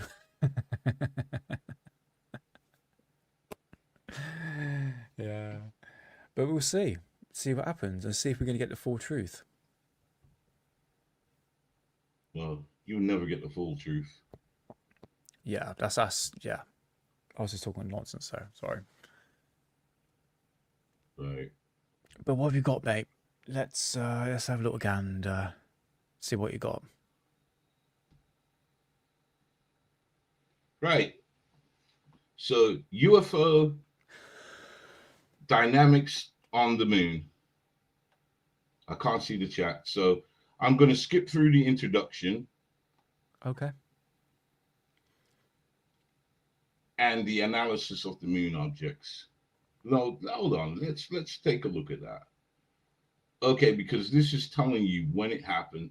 So the moon was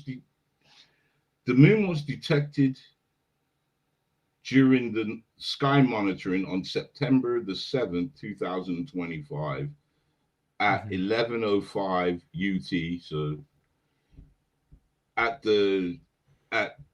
23:27 UT, the moon was monitored in a video mode on the, God damn it, Interstellar M63 telescope in Ukraine. It's south, can't pronounce it, in the Ukrainian village in the south of the Kiev region. The telescope was equipped with a ASI 294 Pro camera. The data was collected with a time resolution of 0.5 seconds. Offset the dark frames in the flat field frame calibration was performed to eliminate dark current fluctuations, differences in the sensitivity of the individual pixels, and illumination fluctuations across the entire chip area. So they're just basically they're going into the equipment, what they used and how they did it. All right. So I'm going to skip all that. Well, not. But guys, if you want to see it, the link is going to be here. The link will be in the description box. Analysis of the atmosphere, objects on the moon. Okay, so you know what? I should have done the other way because it's going on to figure 3 and figure 4. So that's me. I have to go back and find out where figure 1 is, and it's not there. No, it's not. So we're just going to dive in. Okay. Figure 3 shows the position. So can you see figure 3 in here? No. Blow it up a bit bigger, Hidden.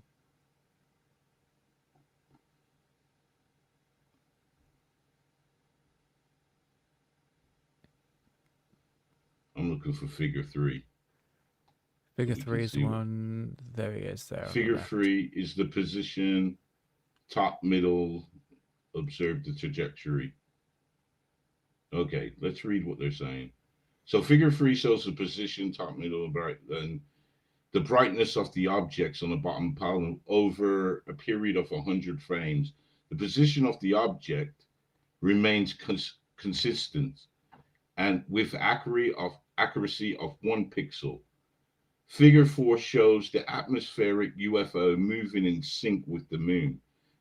This means that they are anchored. So I take it that is the image where they're showing. Can you see that there? Yeah. Figure 4. Yeah. So that's the image of the object that they're showing that seems to be anchored to the moon. All objects exhibit brightness variations. The brightness curves of the objects recorded at a sampling rate of 20,000 20 hertz. God, what's going on? Shows flashes lasting between 100 to 500 milliseconds with an aperture of approximately 1 magnitude, figure 5 and 9. Figure 7,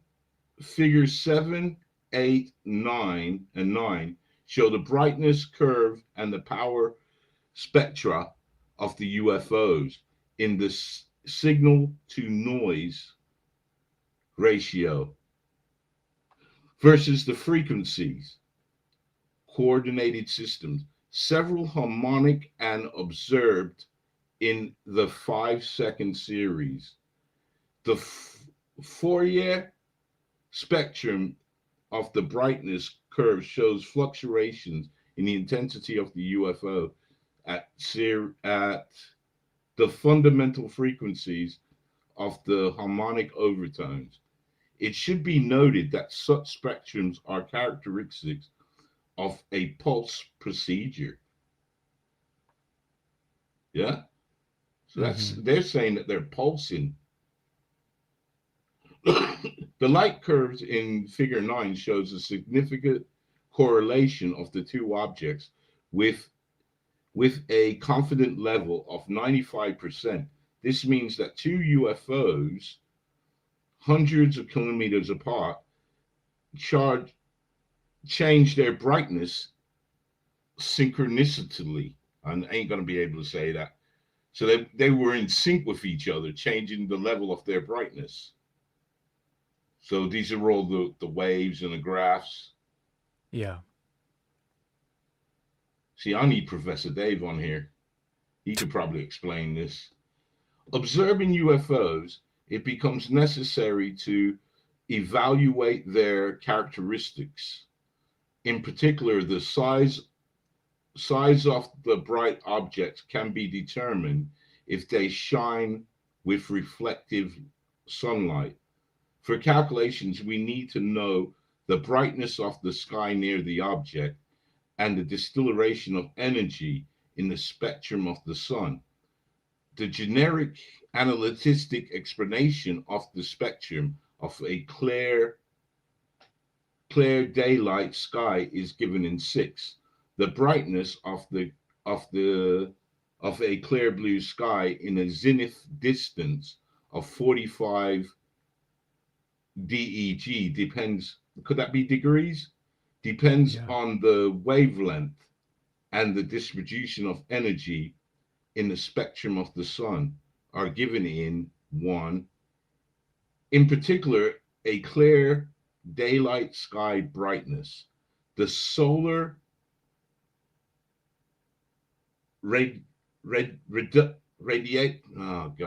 flux.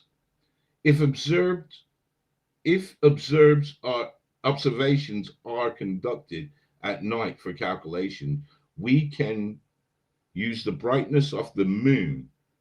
We represent the light flux of the objects and the sky's background. Now there's some equations. See, I wish I was a professor so I could do this.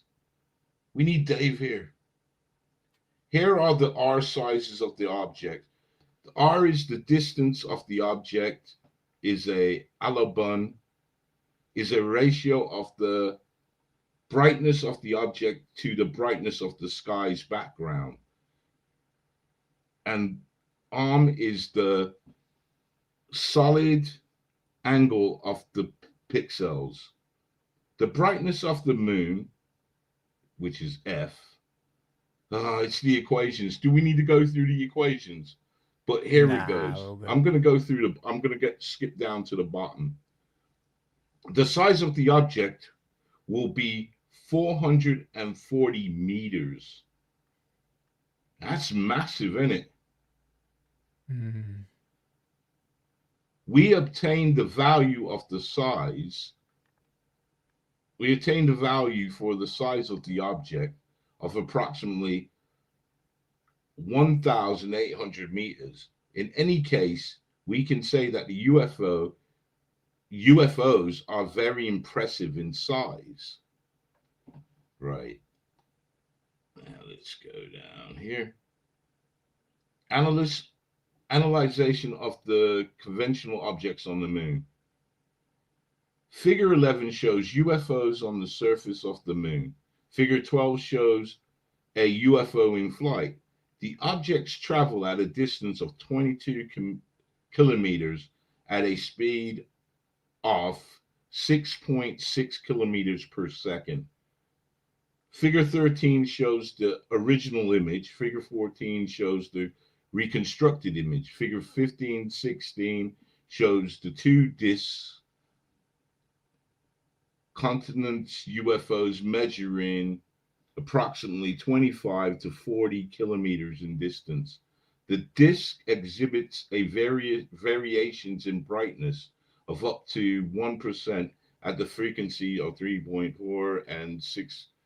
The construct of the UFO brightness curves. We used the phase discriminative method. The phase discrimination is carried out by comparison of the spectrum to use of a useful signal and the interference of signals. The interference of signal is the moon's white light curve, obtained by integrating an array of moon images.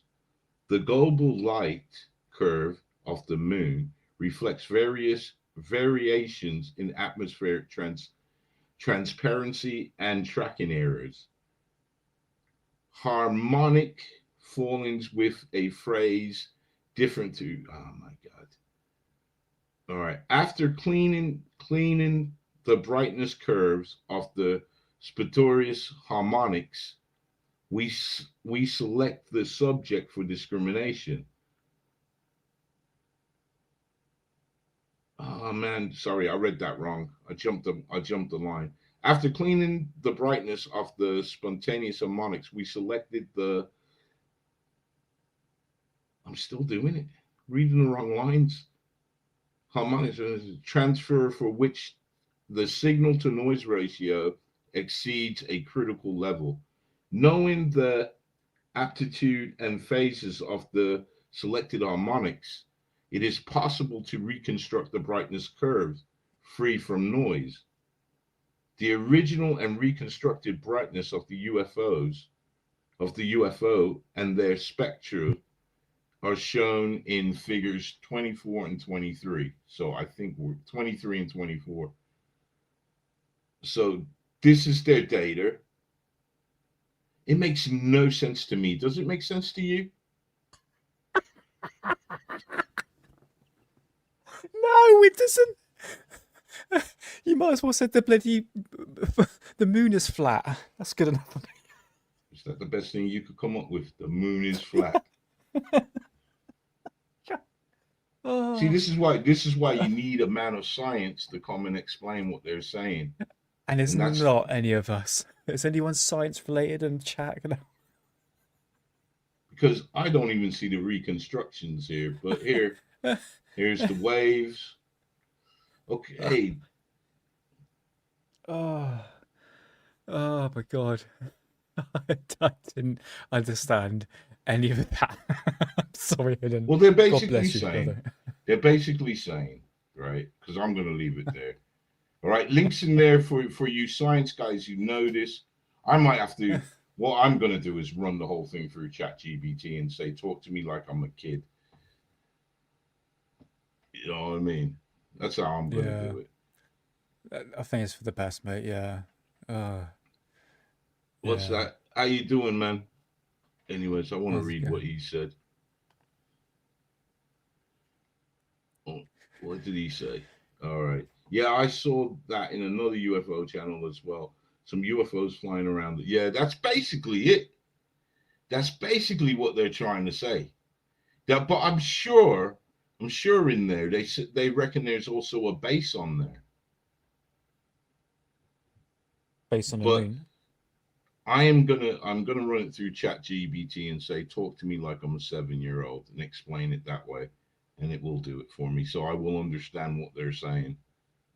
But that is basically the report. And this is the second time this report's come out. I'm gonna state it's not peer reviewed. So I don't know if they're submitting it to be peer reviewed. I heard chatter that people are saying that they're too scared to peer review it, but who wrote the papers? They're at the top. Oh, I'm doing the wrong one. They're really hard names to pronounce because they're Ukrainians. But they're at the top of the page. You can see them. Boris something, Vladimir something, and Sergei. But this is where they come from. So that's their names. So I'm real sorry, Nick. I have to use the restroom, man. Can you that's hold cool. this? You can will talk it, man. Yeah, that's fine. Absolutely. I was listening to Toto when he was reading that. I hope Hidden's not going to listen back to this. I saw Toto come up on my Twitter feed. I thought, do you know, I'm just going to. What Toto song was it? It was really good, but man, oh God, you guys make me laugh, man. I didn't understand any of that. It's like, just show me the evidence. Not that. I want actual video footage. I would play John Leonard Wilson, but he copyrights all his stuff. He could get in trouble for it, but did you guys understand any of that? I didn't. Wow, so I could have fell asleep, I'm going to be honest with you. No offense to Hidden, God bless him. You know, we are two hosts of the show that cannot read. I'm doing a lot better, but, you know, to the 21 people watching this, now 20 people watching this, thanks for sticking around. And yeah, but I think the moon's fake and gay. Who said it was fake? Who says the moon was fake? Rory, did you say the moon was fake if you're still in, brother? I don't know. I'm just yabbering, trying to make a light-hearted situation about this. So Moody's saying peer review is a science standard. It is a 3, sometimes more part process. First part, you get a small group of scientists to read the paper and it says, look, it looks okay. Second part, the other group says, repro paper. No idea. Are you still going on about bloody worms? Brazilian. Sorry about that, man. The only thing I could think of, translucent worms, it's rods. Oh, reproduce paper. Okay, thank you, Moody. What's that? Thank you.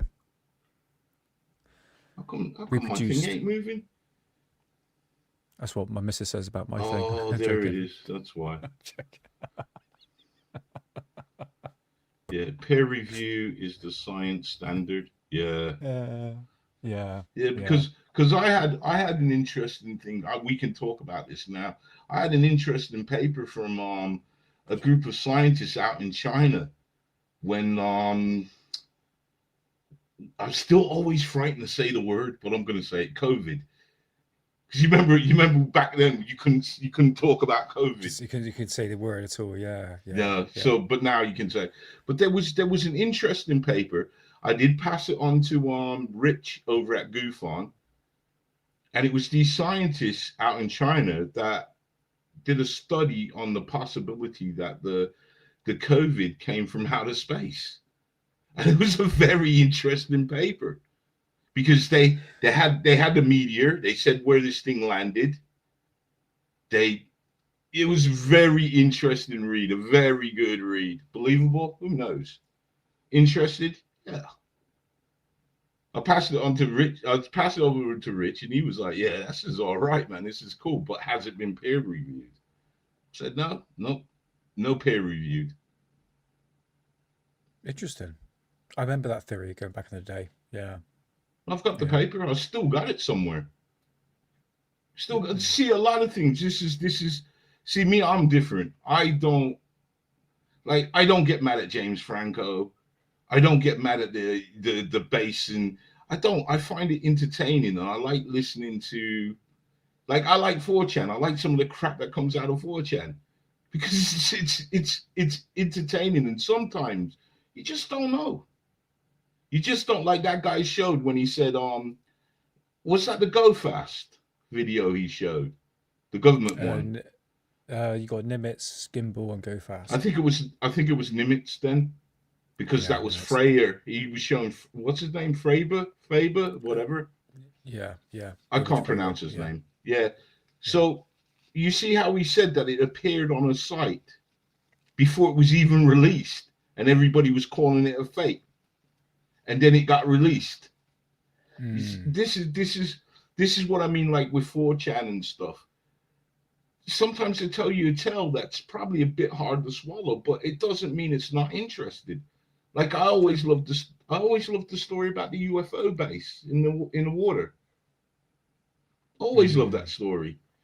But is it true? I don't know.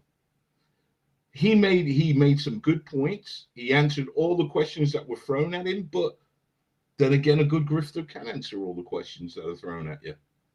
Sure. So this is the realm. It's a very gray area, and I'm just like, I mean, these guys, they seem very credible. You know what I mean? The links will be, I'm going to put the link, as soon as I finish the show, I'll put the link in the description box. You can read, have a look. Or if you want to do like me, just throw it in AI and just say, talk to me like I'm a 7-year-old. Explain this to me as if I'm a child. And the AI will do it. Because I'm sorry, I should have read that stuff, and I do apologize to you. I just grabbed the paper and I thought, you know what? But I should have read it first, and then maybe I would have thought, you know what? I'm going to run it through AI. Let it tell me so I can tell you guys. Not saying that you guys are stupid. I'm stupid. I'm the stupid one. That's cool. Hey, you should try it. How you doing, John? Hey, John. How's it going, mate? Nice to see you. I thought Franco was copying Dr. Reed's story. Oh, that was funny. It was a good laugh, man. I enjoyed it. Is he still doing it? Yeah. There was another video where they actually tied up the alien. The alien was released and started to pull one of his friend's pants down.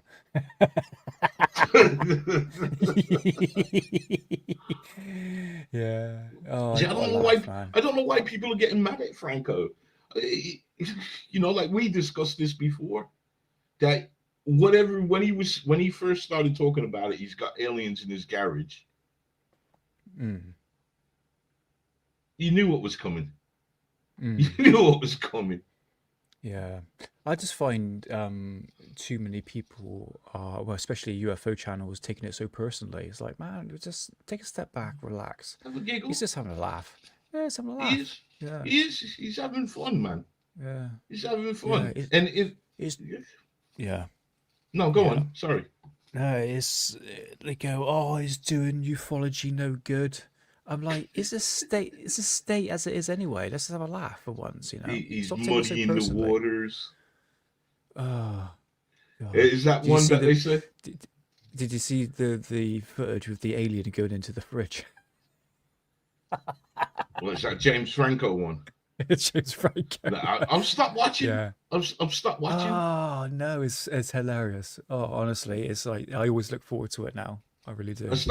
I'm glad you do, man, and I hope the rest of you do, because you know what, man, all that man is doing is making you laugh. Yeah. And if you don't find it funny, get a sense of humor. Just gonna say it, this is it. No Because offense. I don't think he's muddying up the water. I don't think he's because I don't think he's even represented as true. He's just having a giggle. Yeah, exactly. Yeah. I couldn't agree more, mate. And if it's muddying up the waters for some of you guys, maybe you need to take your glasses off and give them a good wipe. Because there's a lot more other people out there that are doing a worse job, a really bad thing. They're doing the UFO community, you guys out there, a great disservice. Yeah. Many of them are doing that. It's just that some people, they can't see what's going on, and then they get pissed off when it happens. Yeah. I mean, like look at the new UFO files from the government. The fourth batch, is it? No one gives a shit. Yeah, no one cares. No one cares. Yeah. No one cares no more. It's really bizarre. I remember when they were talking it was gonna happen. When they were saying it's gonna happen, and then it happened. Everybody was excited. They saw what was in it, and then even they turned around and said, "Well, we're just easing you into it, so you're not gonna get the real juicy stuff first. Second batch, fourth batch, and now no one cares, do they? Did you even do a video on the fourth batch? No, I didn't, because it was so obvious what was going to happen, and this is like no disrespect to Lee, who was on the show last week, but when you look into the past and you start to read, I've been reading documents for years. This is like Science Evidence Fringe was saying. This is nothing new. Nothing new. It's just old documents from the 60s. I got books right here, catalogs of books and magazines saying the same thing. And you got people going, "Happy Disclosure Day." I'm like, it's not. It's not. Do you remember we were having a conversation about the whistleblowers? And I said to you that some of the stories that they're telling are old cases. They've just sexed it up a bit, but they are literally old cases. But they're saying, "I seen this." One of the cases would have been when the guy wasn't even born. That he's talking about that he saw. Yeah, I mean, if you look at, for instance, Clifford Stone, he's been talking about, these.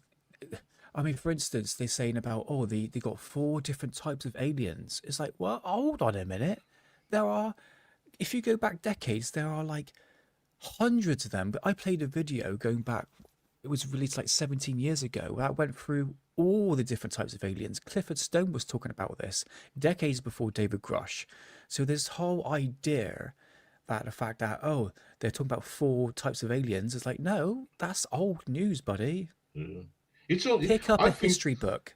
I think they're trying to change the narrative, because they're still trying to push this UFO aliens as demons. They're still doing it. They're still doing. They even got some church dude. Naive. Last one I saw was some church dude that was up on the bandwagon. Some Catholic priests, but he's big up, and he said, they what he was trying to say, which I thought was interesting but bullshit, is that he's saying that the demons are doing this with the aliens and the UFOs, so that when they come, we all think it's an alien invasion, but it's actually a demonic plague. So stupid.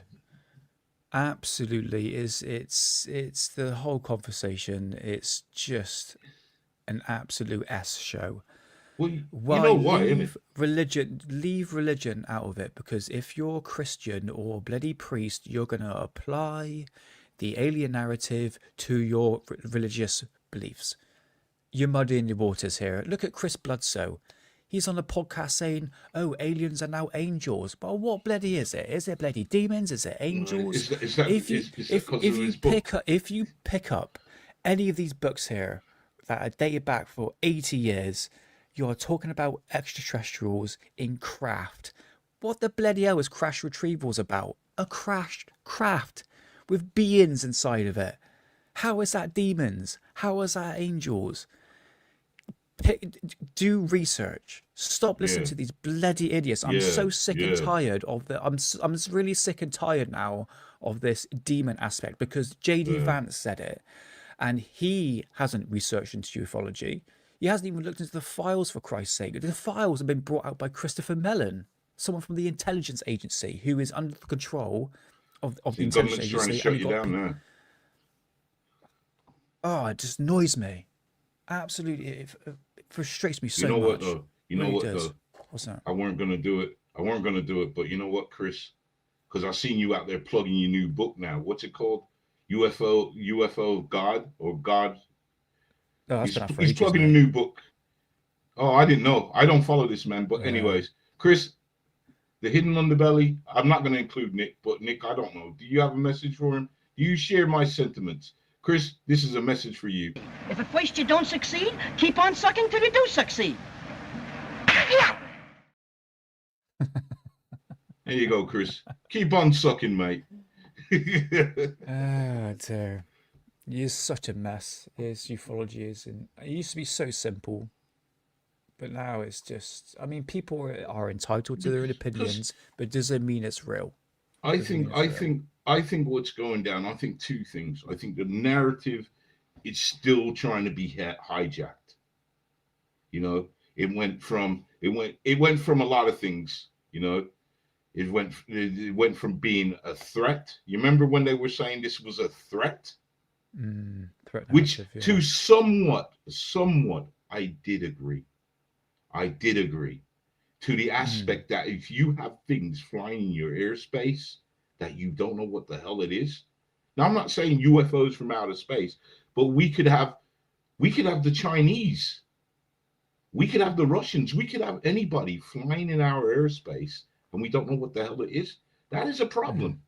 And I think we saw the problem with America, because when you had these things flying over, they actually hit inside America before they were being tracked. So there lies the problem. And then the cover up, because I believe the Canada one where they shot something down. You remember they said they shot down an object the size of a car. Yeah. That's and a few years ago. Remember that? And we do have some pictures of that. Jesus Christ, I don't know what's going on. I'm sorry, mate. I'm sorry. I have to go to the toilet again. I don't know what's going on, man. Please excuse me. I'm sorry. Yeah, that's fine. That's fine. Yeah, sorry about this, man. It's all good. It's all good. You know, I try to have a positive outlook on current day ufology, but it's driving me mental where you have these, one side you got these clickbait farmers that produce absolute wank footage, World X News, people believe it.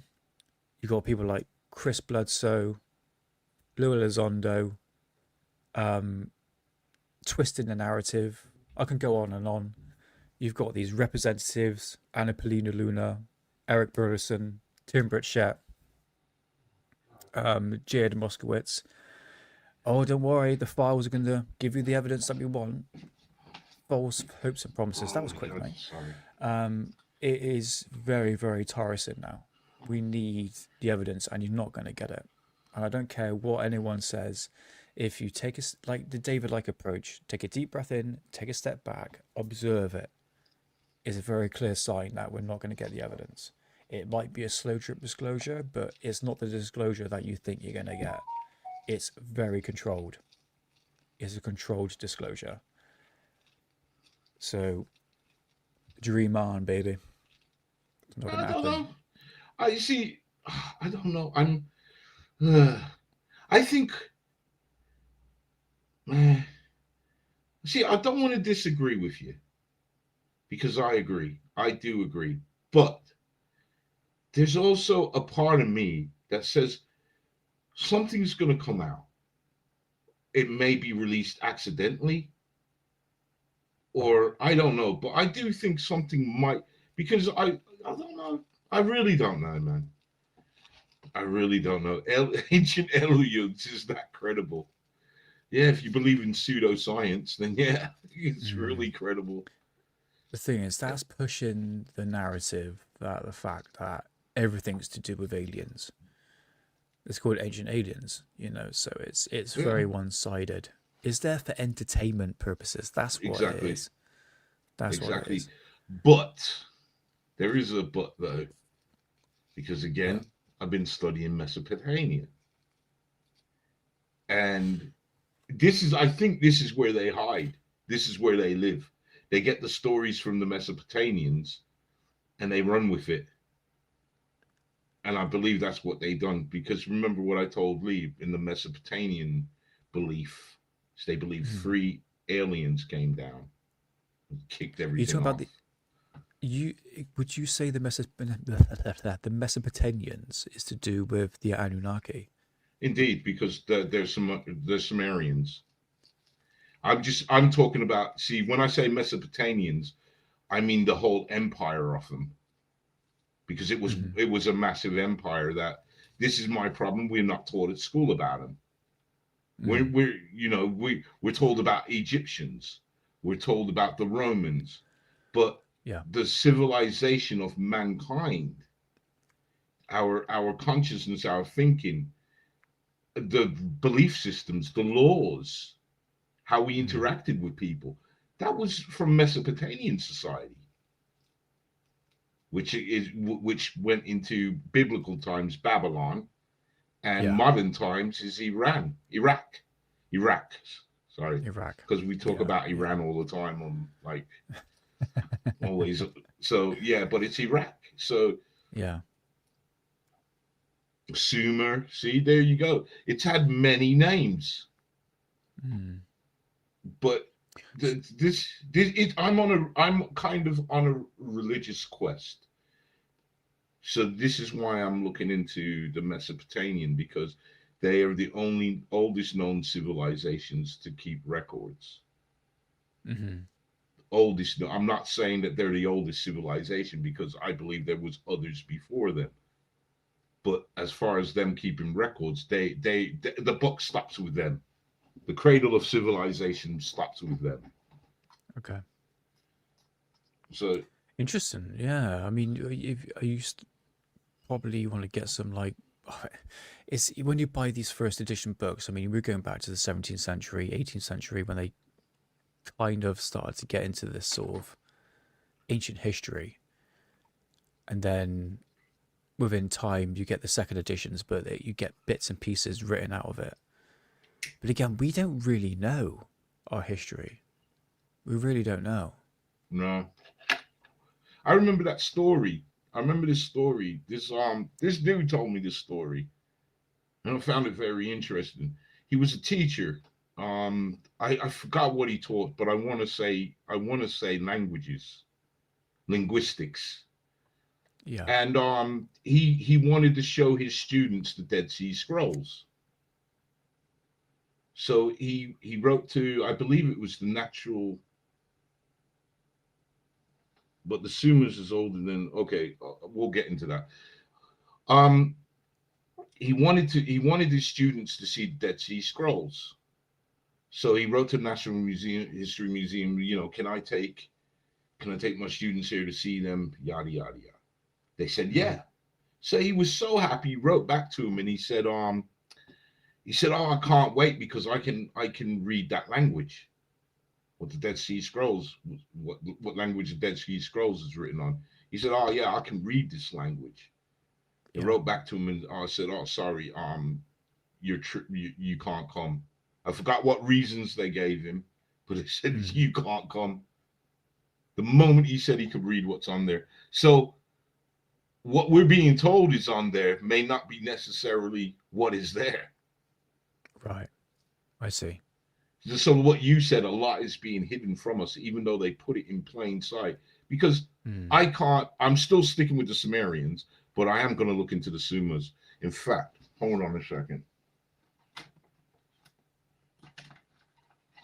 God damn it. Whenever I need a pen, I'm just going to write that down, because that's where I'm going to go. Because I have to go. See, what I'm looking for is a base of religion. I'm not looking for a religious experience or anything. I want to know where the fundamental teachings of this came from. So for me to understand that, I need to understand. So I've written it down, Sumer. So I'm going to look that up, man. I'm going to look that up and see what that says. And if that's older than Mesopotamia, then I'm putting Mesopotamia on hold. So I thank you, Science Evidence Fringe Network, News Network. God damn it. I just started to have a J. But like you, I think it's great to find where everything begins. Yeah. So I want to see what the Summers were saying. Did they keep records? Science Evidence News, and that's it. I'm done. Do they keep records though? Tell me yes or no. If you say yes, then I'm on it. And I will share with you what I find. Yeah, that'd be great. Just copied the older Sumerian text. Much of it has survived, yeah. There is a lot of stuff that is out there, but it's hidden.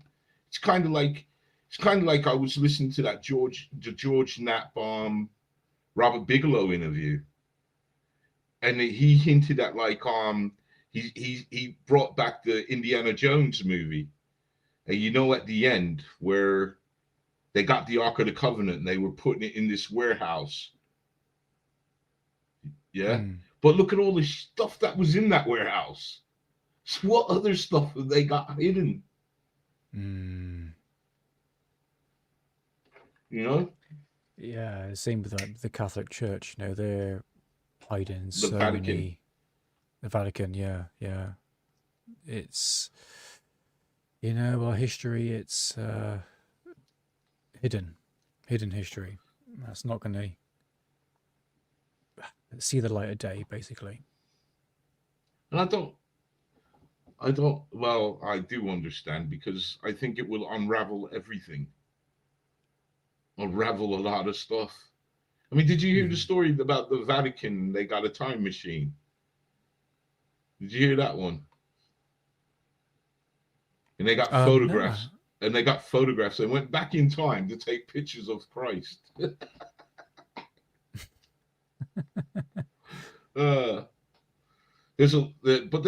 See, you remember when we did Montauk, when we looked into the Montauk project? Because of the secrecy, there is mystery. And because of the mystery, you can say anything you want. And as long as you say it well enough and present it good enough, it will later on become the lore that will survive, like the Montauk project. Nobody knows really what was going on there. Nobody knows. Nobody knows. And what we do know of the Montauk project came from a book that was a fictional book. But that fictional book has now come into the lore. You get what I mean? Yeah. The thing is with the Montauk, like we talked about, is a cluster of conspiracy theories added to one. It's just it's all over the place. It makes a good story, though. Don't get me wrong. It is a good story. That's what I mean. That's what I'm trying to say. That's what I'm trying to say about the Vatican, because nobody knows what's there. You can say anything you want. And like with those pictures of the Christ that they're backing up, you can say, well, some people will believe that's real. Others, I don't know. I have to say this. I really don't know, because I don't know what's down there. A time machine? I don't know. But anyways, I did have one thing to show you guys. I do have a video. I do have a UFO video. I did want to show it on my channel.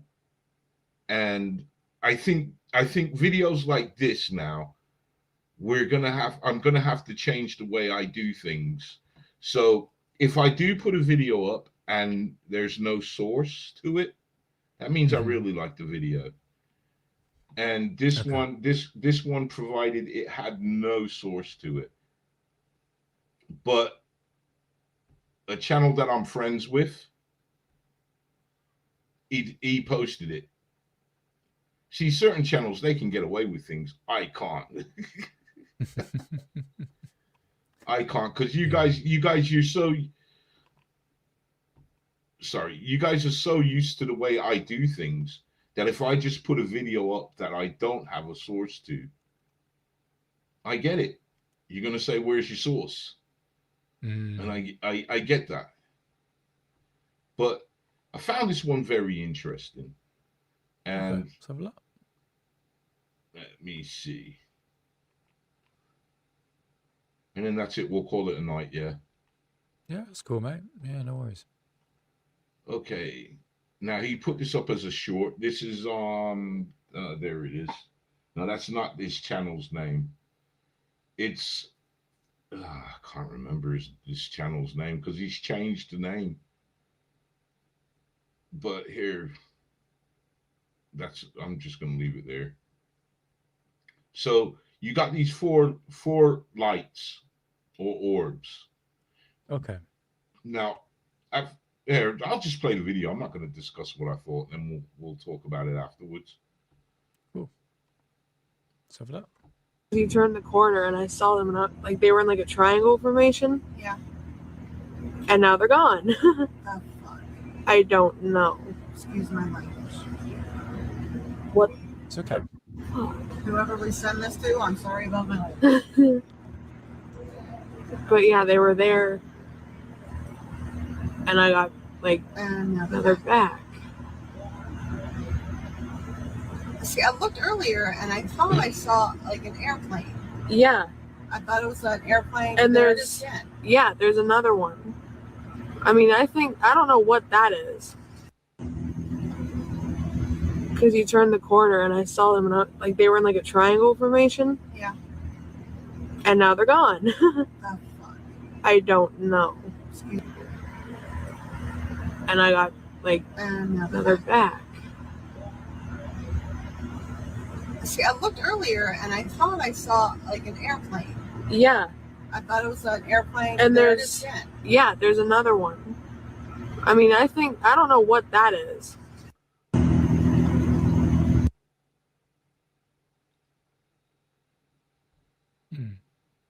Right. So obviously you got these objects. At first I thought they were kites. I thought it was a kite. Yeah. But when the lights went out and then they came back on again, I thought, that's interesting. But I can't source this one. Yeah, it's hard to make out what it is, mate, really. Doesn't look like a reflection or anything like that. This is why I would have liked this. Because, see, these people here that are filming it, you can hear them talking, and I think they would have talked to me. Yeah. So I could have got more information from them, but I just don't know.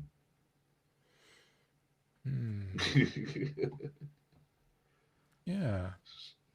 So I just wanted to show you that clip. That's all. That's it. But I can't. I think with clips like this, if they do turn up and I post them, I'll try and get as much information that I can. But if I don't have a source, please don't hate on me, man. Because it's just the way things are starting to become. Well, they've always been that way. I just got to roll with it. It's a pretty cool video. Yeah. See, I just wish that the only thing that was holding me back from posting this video is the lack of the source. I mean, I don't know if it was in Cincinnati, Ohio, because I don't know if this guy, whoever he's got it from, told the truth. Yeah. Do you know what I mean? Because for all I know, this could be 2 years old. And somebody just decided to say, you know what, it happened this year. Yeah, do you know what's interesting is that the fact that, well, it's not really interesting, but you get a lot of people being caught out at the moment uploading old video footage from a few years ago and re-uploading it saying, oh, it's from this year when it was a few years back. That's one thing I noticed. Yeah, it's been going on for a while. You know what it is, Nick? There's a lack of footage. There's a lack of footage. That's the simple truth. There's a lack of footage. There's a lot of AI footage knocking much of around too. So with that being a lack of footage and stuff, I've noticed I have noticed even I contemplated, should I just look at some of my older videos that I did? But I thought no, because you guys want to see some new stuff. You don't want to see the old stuff. And if you want to see old stuff, there's other channels that are playing it. It's just I wish they wouldn't do what you said, because they are doing it. They're saying, and I'm like, I've got this video on my channel. I've got it when it actually happened because I got the source. Yeah, it's a tricky one, mate. These days, it's too much nonsense out there. Don't find the genuine stuff anymore. It's just how it's happened, man. It's not a lot you can do about it. I can understand the frustrations in channels like myself who are finding it difficult to find content. Sure. So I mean, any crap now is starting to fly. People are posting videos of bugs, saying they're fast-moving UFOs. I mean, that's not something that's new. But what I think is that there are a lot of channels that are older than me, older than my channel. So they should know, and they're still doing it because they need the views. And it's one of those things. Who cares? You do what you do, I do what I do. But if I do find a video like that again that I want to take a look at, and I haven't got the source, I will do it. Because remember, I did that with John. That's how I got to meet John Bell. I found his video. Somebody uploaded it, said it was from Florida. Yeah, but I really liked the video. So I said, you know what? I'm going to put this video out. And I did say it in the video. I said, if you see this, who filmed this video, please get in contact with me. And John did. John turned around and said, hey, that's my video. I filmed this, man. So then I was able to get John to give me all the information that I needed. And look what I've done. What I think I've interviewed John 3 times. Well, twice. Yeah. I know he's been on 3 times, but we interviewed him twice. And I'll tell you what, man. Later on in the year, we'll interview him again just to see what's been going on over in his property. Yeah, sure. Love to. That'd be awesome. Because he's filming stuff daily. Now he knows, so I'm not saying anything bad, but he knows I like the big UFOs, like the one that I had on my channel, because that thing it's undeniable. This thing was like a huge disc-shaped object that just flew, and it was flying over the tree lines because you could see it. He had it wasn't just, facing up in the sky. You could see the trees and everything. And this thing and it made a turn. It turned. It's a really good video. Really good video. Yeah, it's good stuff, mate. Yeah, I'd love to have John back on. You there, John, in chat? But yeah. So that's it, man. So you doing a show on Friday? Probably not. We'll see. Yeah, we'll see. Yeah, I knew you've been on 3 times because I think you came on a Halloween show and I got really high on that show. So I was like, I'm real sorry. So let's redo an interview.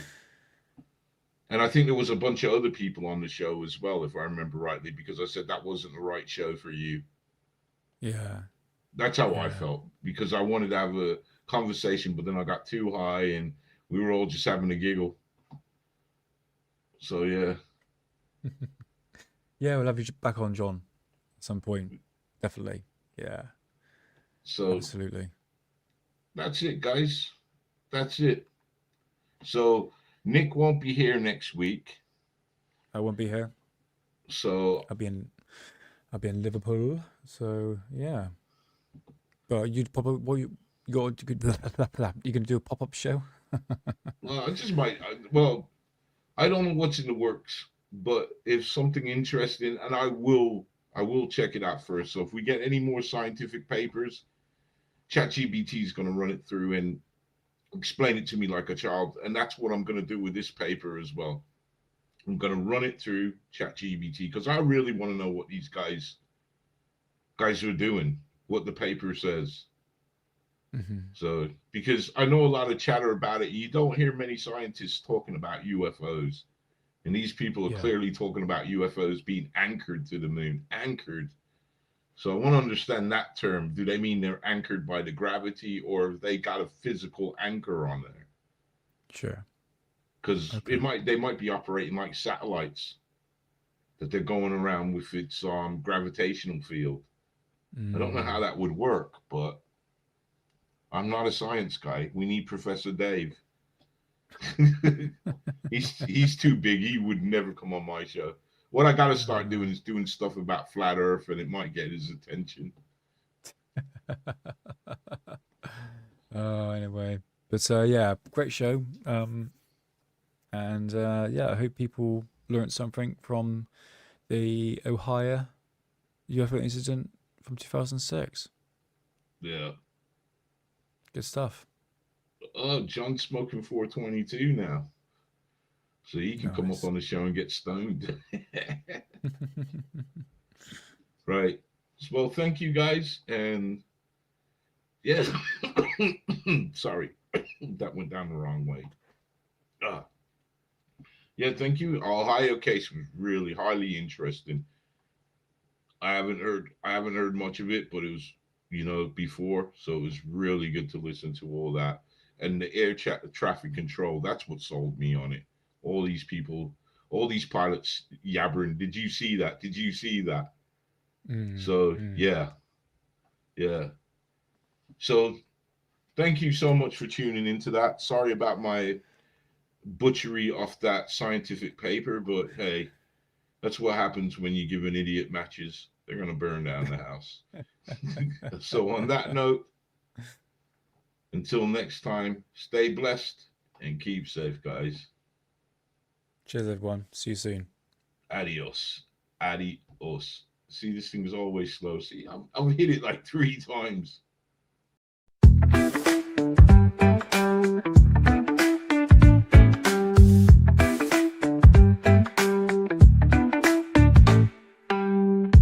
Hidden underbelly, deep and wide, chasing saucers in the starry skies. Truth uncovered where the shadows lie. Big up our brother, he's the cosmic guide. All hidden, all hidden. Your light is never forbidden. Hidden, all hidden. The truth you've always given. Whispers of the cosmos in the night, shining answers through your second sight. Investigations that you bring to light. Mysteries unfolding your endless fight. All hidden, all hidden. Your light is never forbidden. Hidden, all hidden. The truth you've always given.